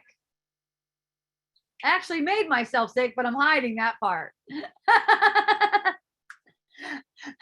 that's not saying, of course, if someone thinks they're sick because they made themselves sick, that's the only way they're going to think they're sick. They made themselves sick. That doesn't mean they're not taken care of. Ignorance, it's the same. It still deserves love, still deserves care, of course. You know, it's not like you're like, get out of here, you fucker, making yourself sick. Kick you in the ass, kick you outside. It's not like that. It's like, I know this is difficult. I know you're going through a lot. And when you're ready for it, you may not be ready for it. It's okay. You might just need some comfort. You might not need to know that you're making yourself sick. You know, if someone tells you you're making yourself sick, that might make you sicker because you use that to make yourself sicker, right? So you don't always need someone to tell you you're making yourself sick. the people that hang out with me that are my friends, they can totally take that. It makes them happy to hear it. Okay. But for, let's say, your grandma or something. I'm so sick. My back hurts. My grandkid gave me COVID or whatever. Oh, Granny, you want me to make you a cup of tea? I don't know, however that goes. But if you're aware in your mind that Granny is faking it and it's okay, and you're allowing love to extend, that's what helps her. That's what helps her see. Basically, you're allowing love to extend when you're denying any truth to judgments. Because without judgments, that is just what's going on. Love is extending. So you heard me say earlier about Doreen. When she crosses my mind, I just let the love gush forward. And all that is watching any judgment that arises, because judgment is just like so prevalent. It's the first thing. And denying any truth to any judgment, the love is what's natural. It extends naturally. It feels really good to be in that space too, because it's just like all embracing for whatever manifestation it has to be. Even if it has to be, the sense like someone's hating on me. If someone seems like they're hating on me, it's not likely that I'm probably going to be hanging out with them or putting myself into their field. Not likely. I don't have a choice in that, but from what the experiences that I've had and what I've seen, it's not likely. If there's something major that needs to be worked out, then all of a sudden I'm popping into their seat. I'm like, whoa, what am I doing here? This is awesome. Let's see how this transpires. But for the most part, when someone is resistant to me specifically, I'm not trying to get all up in their face. Now, one thing that I noticed earlier, like maybe 10 years ago or something, I would perceive a person who would be kind of like, no, I don't want any hope action. I don't want any hope. I would feel like I needed to be in their face because they needed to see that I was actually awesome, right? So I would feel like I needed to be in their space. So then I'd find myself playing out like I'm getting myself in front of them. And I would just get my ass kicked. It was so funny. I just get slapped down. It would just be like, it would be like the worst situation. I had one where it was so funny.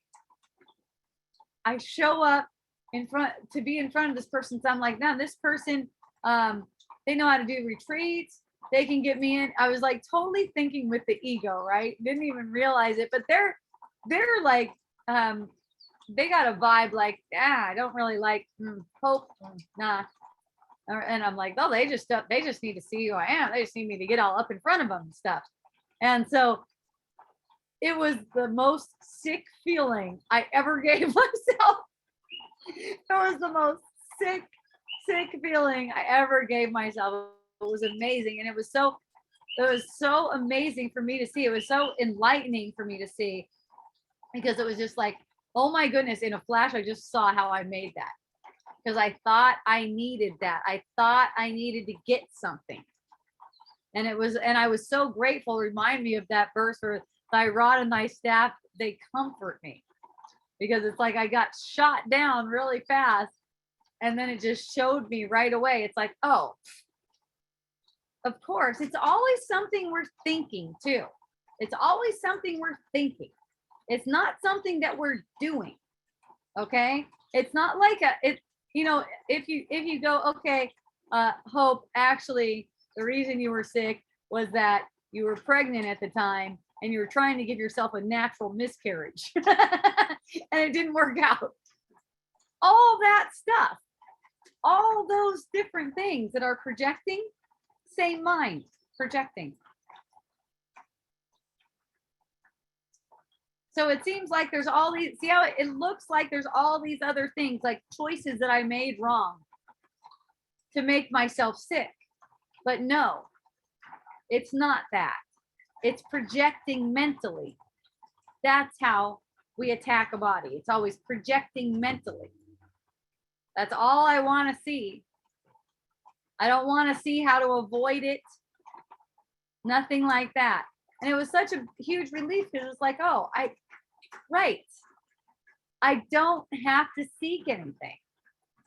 I don't have to seek anything. It's just like, oh, thank you.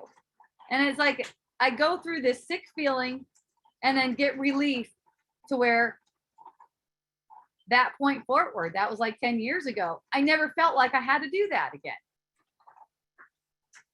From that point forward, if someone doesn't adore me, I'm not attracted. If this isn't real easy,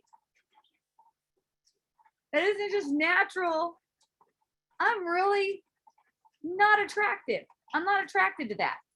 Now, why do we get attracted to that? Why do we get attracted to someone who is not interested in us? We do this in love relationships too. Why do we do it, this unrequited love thing?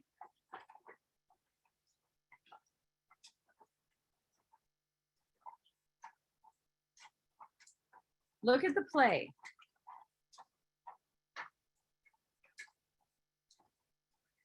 It's just blindness. It's like as if you can get the love that you need through that. It's never going to be satisfying. That's never going to, getting that person to see you differently is never going to be satisfying. And look at this. The way they seem to see you is perfect for them. And it's perfect for you. It has maximal healing potential. So thankfully, that person never ended up seeing me any differently. At least not that I know. Who knows? She could be seeing me differently now. But that I could see, that person never ended up seeing me any differently. It didn't help in that respect, but it did help a lot going down that trajectory. Like, I'm not sorry I've been down that trajectory. It was awesome. It helped me see so much. Helped me relieve a burden of thinking that I needed to prove myself to anyone. Man, if a person seems like they're not interested in me, that's like a cue. Exit stage left, right? It's like a cue like that. So we pursue people who seem to not like us so we can prove to our own mind that we're worthy. It doesn't work that way though. You know, for the ego, someone goes, oh yeah, I really thought you were a fucking idiot. But then I saw this about you and I realized I was wrong. You're fucking awesome. To the ego, that's like a win, right? But really, that's not a win because now you just made your worthiness dependent on whatever someone else thinks about you. Now you have to go around impressing people and pleasing people more. It just sets you up for more of that. Why? So I saw that when I had the experience. I saw that. I go, why? Oh, there's no reason to impress anyone. So I just let myself be free. I'm free with the way I talk. I'm free with the way I sit. I'm free with what I eat. If I smoke, I'm just free from having to get anyone to look at me a certain way. You guys can look at me however you want. There's always going to be some motherfucker that likes me. I'll just hang out with them.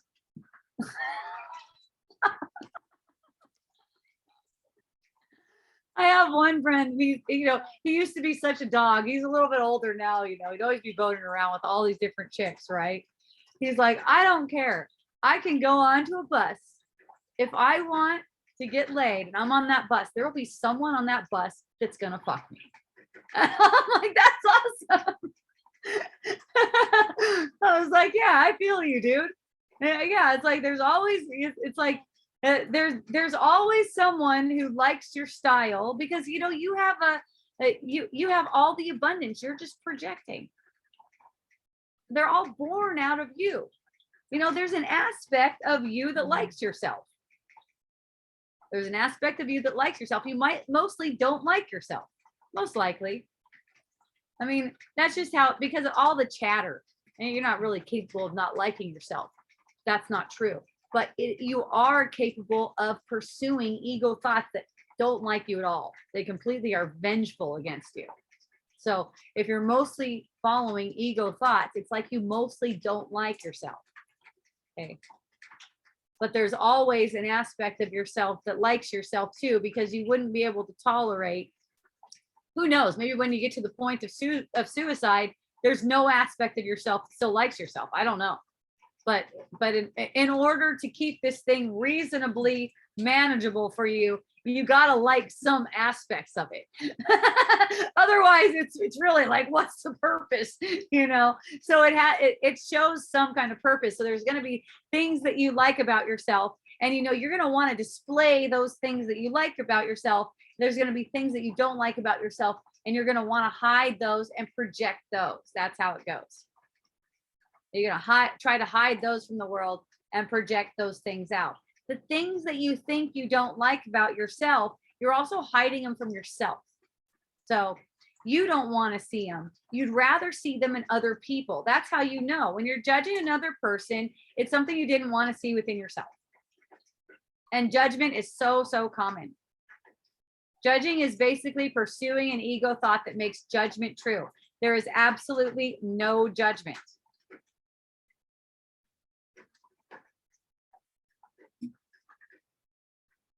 So what if someone's projecting judgment onto you? What if you get the perception that someone's projecting judgment onto you? You made it. So thank you. Oh, thank you. And that doesn't mean that you're a doormat. That's what people get scared of. They're thinking, oh, I'll just be a doormat then. No, boundaries pop up.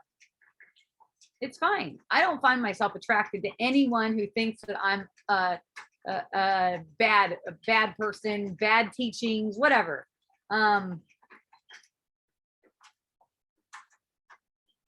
Someone starts showing me that they want to argue with me, I'm out of that. I give myself a pass. I give myself a hall pass on that one. Someone shows me they want to argue, maybe they're right in front of me and they show me that they want to argue with me. I just have nothing to share that's counter to whatever they're sharing. They're right in my mind, even if they're talking complete nonsense. They're right in my mind because whatever they're saying to me, I'm actually projecting, and I'm only doing it for a reaction. So the things that they could be saying are nonsense, but they're right in the respect that I need the reaction that they're bringing in this moment. That's all. And I'm grateful for it. And I'm laughing because I know that whenever it's like that, we're not going to be face to face for very long. Okay? It's not going to last like that because there's healing to be done. Here's a story it brings up for me. This is a story from my childhood. It was a piece of literature that we would hand out, and one story that we would learn a lot because we were witnesses. You know, we were going out witnessing, and it was and the story, I forgot the name of it, but it had to do with duck hunting. Okay, they would go out and they would go duck hunting, and they're shooting the ducks down. There's one guy who's kind of like the duck shooting master and one who's an apprentice, right? So they're shooting ducks out of the sky. Some of them are dying and some of them are flapping around on the ground, right? There's dead ones and there's ones that are flapping around trying to get away. And so the master would go, the duck hunting master would go, bag the live ones, leave the dead ones lay. Okay, so the story, the way it's put out, you know, is duck hunting and everything like that. But it's like this: when we're healing with people, we want the ones that are ready for healing. So it's like bag the live ones, right? Leave the dead ones on the ground. It's kind of like they're dead if they're not open for it right now. It's like leave them and get to the ones that are actually receptive to it. You know, it's like if you don't get those ones, they're gonna fly away, and we don't really have a choice in that. But when we're in a way where we're looking for healing, we're using the illusion for healing, we're going to be brought into circumstance where people are receptive to healing. If they're not receptive to healing, the thing with that, if you're faced with a person that's not receptive to healing, here's how you know if they're not receptive to healing. They seem like they don't like you. They seem like they don't like it when you start talking about things that are the truth. Like you start saying the illusion isn't true. They seem like they don't like that and they don't like it they don't like you, whatever, because of it, let yourself get the feeling reaction to that expression. Just feel that and let yourself be relieved in that moment, because that's what is giving you to see through. That's all. The person who seems to not like you, you're not going to be in company with them unless you're feeling like you have to teach them something. See? Are you feeling like they're deficient, like they need to learn something? The way I'll look at it is they're perfect as they are. They're perfect like that. The lessons are going to come when they come.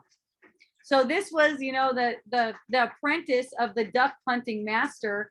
This was what he got from it. He's like, oh, that's kind of like the same thing as, no need to waste your energy trying to get something that's already being taken care of. You could say that's already being taken care of. It's not your duty to take care of anything, of anyone's salvation like that. You take care of your own, allowing yourself to get the relief, and everyone else is gonna learn on their own with their own guide, which is the same guide. We have one guide.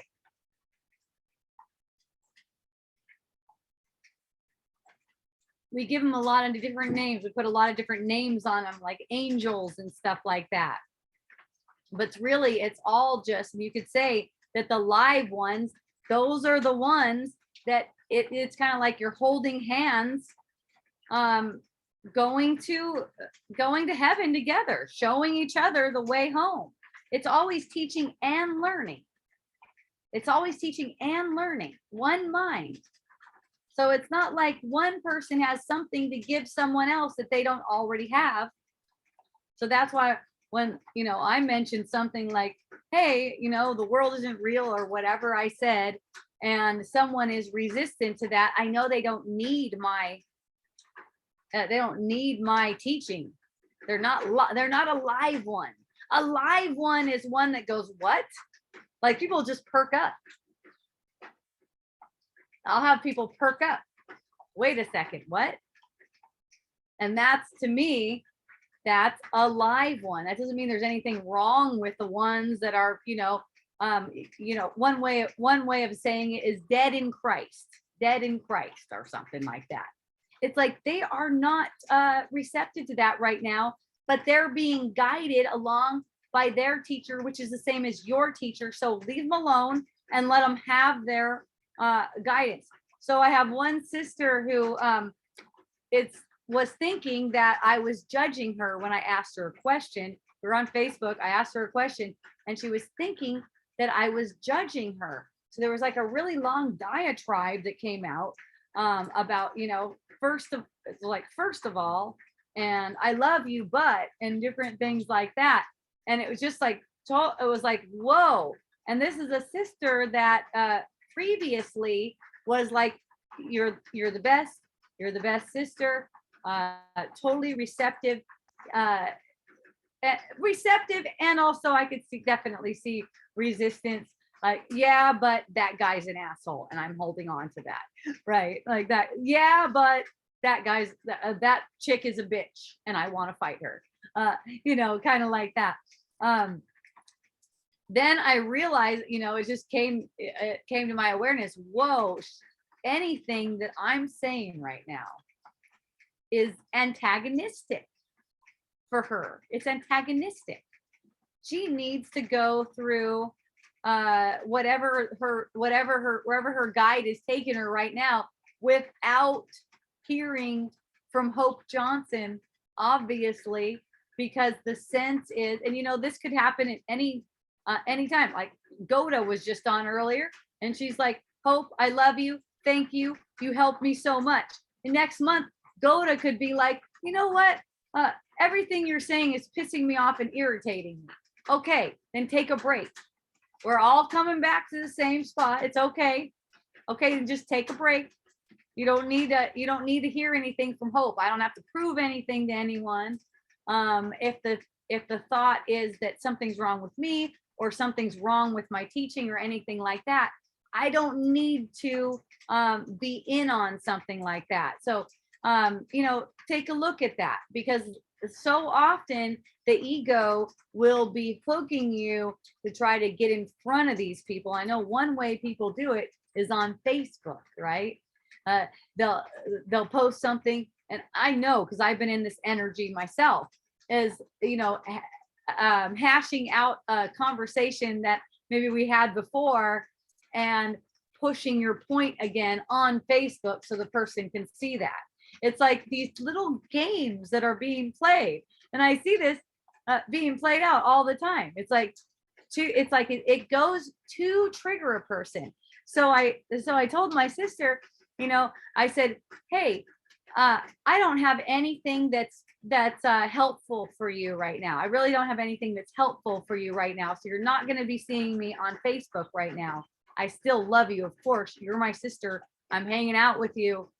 We can talk anytime and everything like that.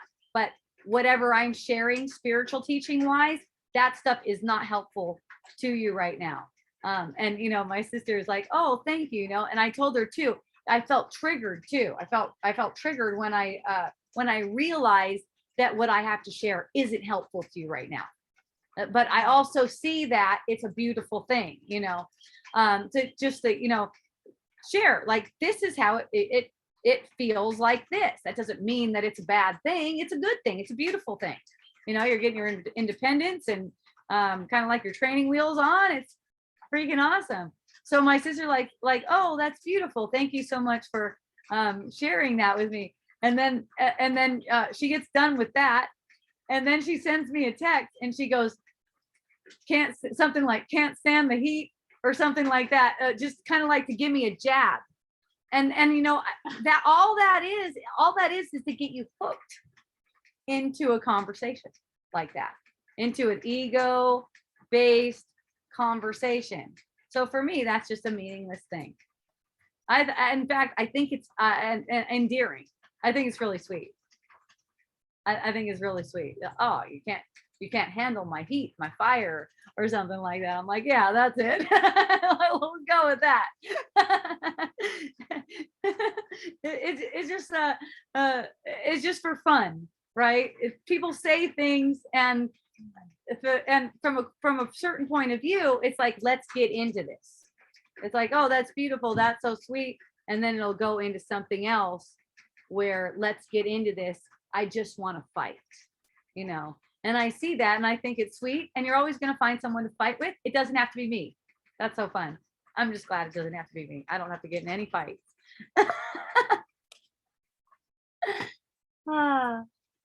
Yeah, just yes. You get me perked up since 2013. Yeah. Oh, look at all these comments. Red McGuire, aloha Red. I don't know what you said was true. Bag the live ones. Yeah, Nael knows it. Bag the live ones, leave the dead ones lay. That's right. He knows that story. So it's a trip, huh, Nael?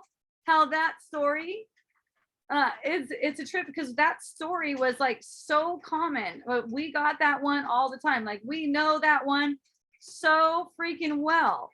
And I think the big thing is like why they wanted us to know that story, so we're not wasting time with people who are not receptive to the word of God, right? They're just not receptive for it. Yeah. It's funny how some of these things, even though I vaguely remember them, like I just called Lot Job or Job Lot or something like that, even though I vaguely remember the fucking stories because it seems like it's been like a lifetime ago, it's like they still stick out and they still provide guidance, It's kind of like the same thing as Jesus saying, don't cast your pearls before swine. In that particular story, it might have even been a slave and not an apprentice. I'm not sure. Slave or apprentice had such an awakening through duck hunting. See how the Holy Spirit can work in any way. And, it doesn't even really correlate, because that duck is dead. Like it, and the live one, you're going to kill it. That's why you're bagging it. But still, it doesn't matter. the correlation was there for the slave or the apprentice, whatever it was, to see that, oh, I don't need to waste time when someone's not receptive to the word of God, which, in this case, I'm calling it the word of God. You might find it Christian or something like that. Yeah, maybe it is Christian, but not in the way it's Christian. But, basically the word of God is, none of this is real. Okay. You're a blessing. You're here to make miracles. Your function is healing. You're never getting anything wrong. Cause and effect aren't what they seem. It's all, the word of God is basically the opposite of the word of the world. Okay. Basically. So what's not receptive to the word of God is a person who is committed to the ways of the world. Don't disturb them. Don't disturb the children. They got some learning to do in that realm. They don't need to know the ultimate. So wait for the ones that perk up. You don't have to, teaching is learning. Remember that, teaching is learning. So it's like, if you don't have anything to learn, then you got nothing to teach too. See, you don't have anything to learn, you got nothing to teach. So you can learn from everything. It's wonderful. And in that, it is a teaching. Just leaving it alone, it is a teaching. You're not embroiled in that. I told my sister, your unfolding is perfect and it's beautiful. Okay. It's not really at this leg of the journey. It's not beneficial to have Hope's perspective in there. At this leg, it's not beneficial. And when I saw that, it just made me so happy, at first, like getting triggered, feeling like, oh, horrible. And then when I saw it, it's just like made me so happy. And I even blocked my sister on Facebook so that she wouldn't have a way to assume what I'm thinking about what she posts. Not a way to make it like, what's Hope thinking about this? Hope isn't thinking anything. She can't even fucking see it. Right? It's like, you can't even make up a story about what Hope is. You can make up a story, I guess, about what Hope might think about it, but not what she is thinking about it. Right? And it's just like, you don't need to make a thing of it. So then on Friday, when I was at Wisdom Dialogues in person, someone asked, what about when you cut someone from your life? And I was like, wow, this is so interesting. I didn't cut my sister from my life. I just cut her off on Facebook, which to some people, that seems to be life. But we're still in communication. But still, it's kind of like around that way. And I'll share with you what I shared with her. You didn't do it. You just didn't do it. So there was like a guilty feeling arising for me. Did I do it right? Was I loving enough? Was it even the right? I could have gone a different way. I could have done something different. Look, everything that you seem to do only occurs because it's maximally beneficial to all. Start with that. Start with that. And then notice how you feel. The learning takes place, the doing it better, whatever you think that is, that learning takes place in the space of relaxation and allowing whatever it is to be as it is. Okay. Yay. Lots of good things. Yeah, Nael. Okay, Red, such a key. Don't disturb them. We aren't tasked with waking people. Just be you. And the ones who are ready, perk up. Yes, that's right. I love it when I see them perk up too. I end up with friends that are friends for such a long time, it seems. It's like all of a sudden we're drawn together. All of a sudden I'll just be at a party or something and I don't even notice, because I'm just naturally talk the way I naturally talk, right? But I will feel energies. I will sense energies. Like I'll be in a space sometimes and I'll be asked a question and I've had an energy like a person in the form of a person standing right here where I could just feel their judgment about the kinds of things that I say, right? I could just sense it. It's almost like it's like on my back, right? But I'm still like feeling really playful about it. And the words, someone asked me a question, the words are like stuck and I'm just laughing. I'm like, normally I'm talking like a mofo, but right now, I don't know, the words are just stuck. And it's just okay with me if it's like that. That, it's maximally beneficial that the words are stuck, because in that instant, that person being irritated by my words is not maximally beneficial. Okay, me talking is not maximally beneficial, so my words are stuck. It's perfect. I don't have to be anything. All right, you guys, I ran way over, even though there's no over. I'm going to see if Anne wants to block with me now. And everyone, I love you so much. Thank you so much for hanging out with me. I really appreciate your openness. I can't tell you how much I learned from these experiences, having wisdom dialogues with you, and what a blessing you all are for me. Thank you so much. I'll be back again next week. In the meantime, if you want to go to hopejohnson.org, you can. There's a book there that I wrote called Unschooling for Parents. It's good for anyone. Also, you can link to my essential oils. You can just go straight to miraclebotanicals.com. Get on my essential oils. They're the best essential oils you've ever seen. And I package them now. I do the packaging, and I do, if you need a return, you even talk to my ass. Isn't that fun? hopejohnson.org, miraclebotanicals.com. If you want to get blocking with me, blockasana.com. Also, regarding the block asana, you need a block of some sort. Maybe you can use something else. You might be able to use a book or something. Or some people, one person told me they use a Tums jar, and do a lot of the things with that. So I don't know how that's shaped, but maybe that's good. Blocks. You can get them at blocktherapy.com. They're kind of expensive according to most people's ideas of how much things should cost. I'm having, well, not me, someone's helping me out. I did a block party, and some dude's telling me, I'm a businessman. I want to make the blocks for you.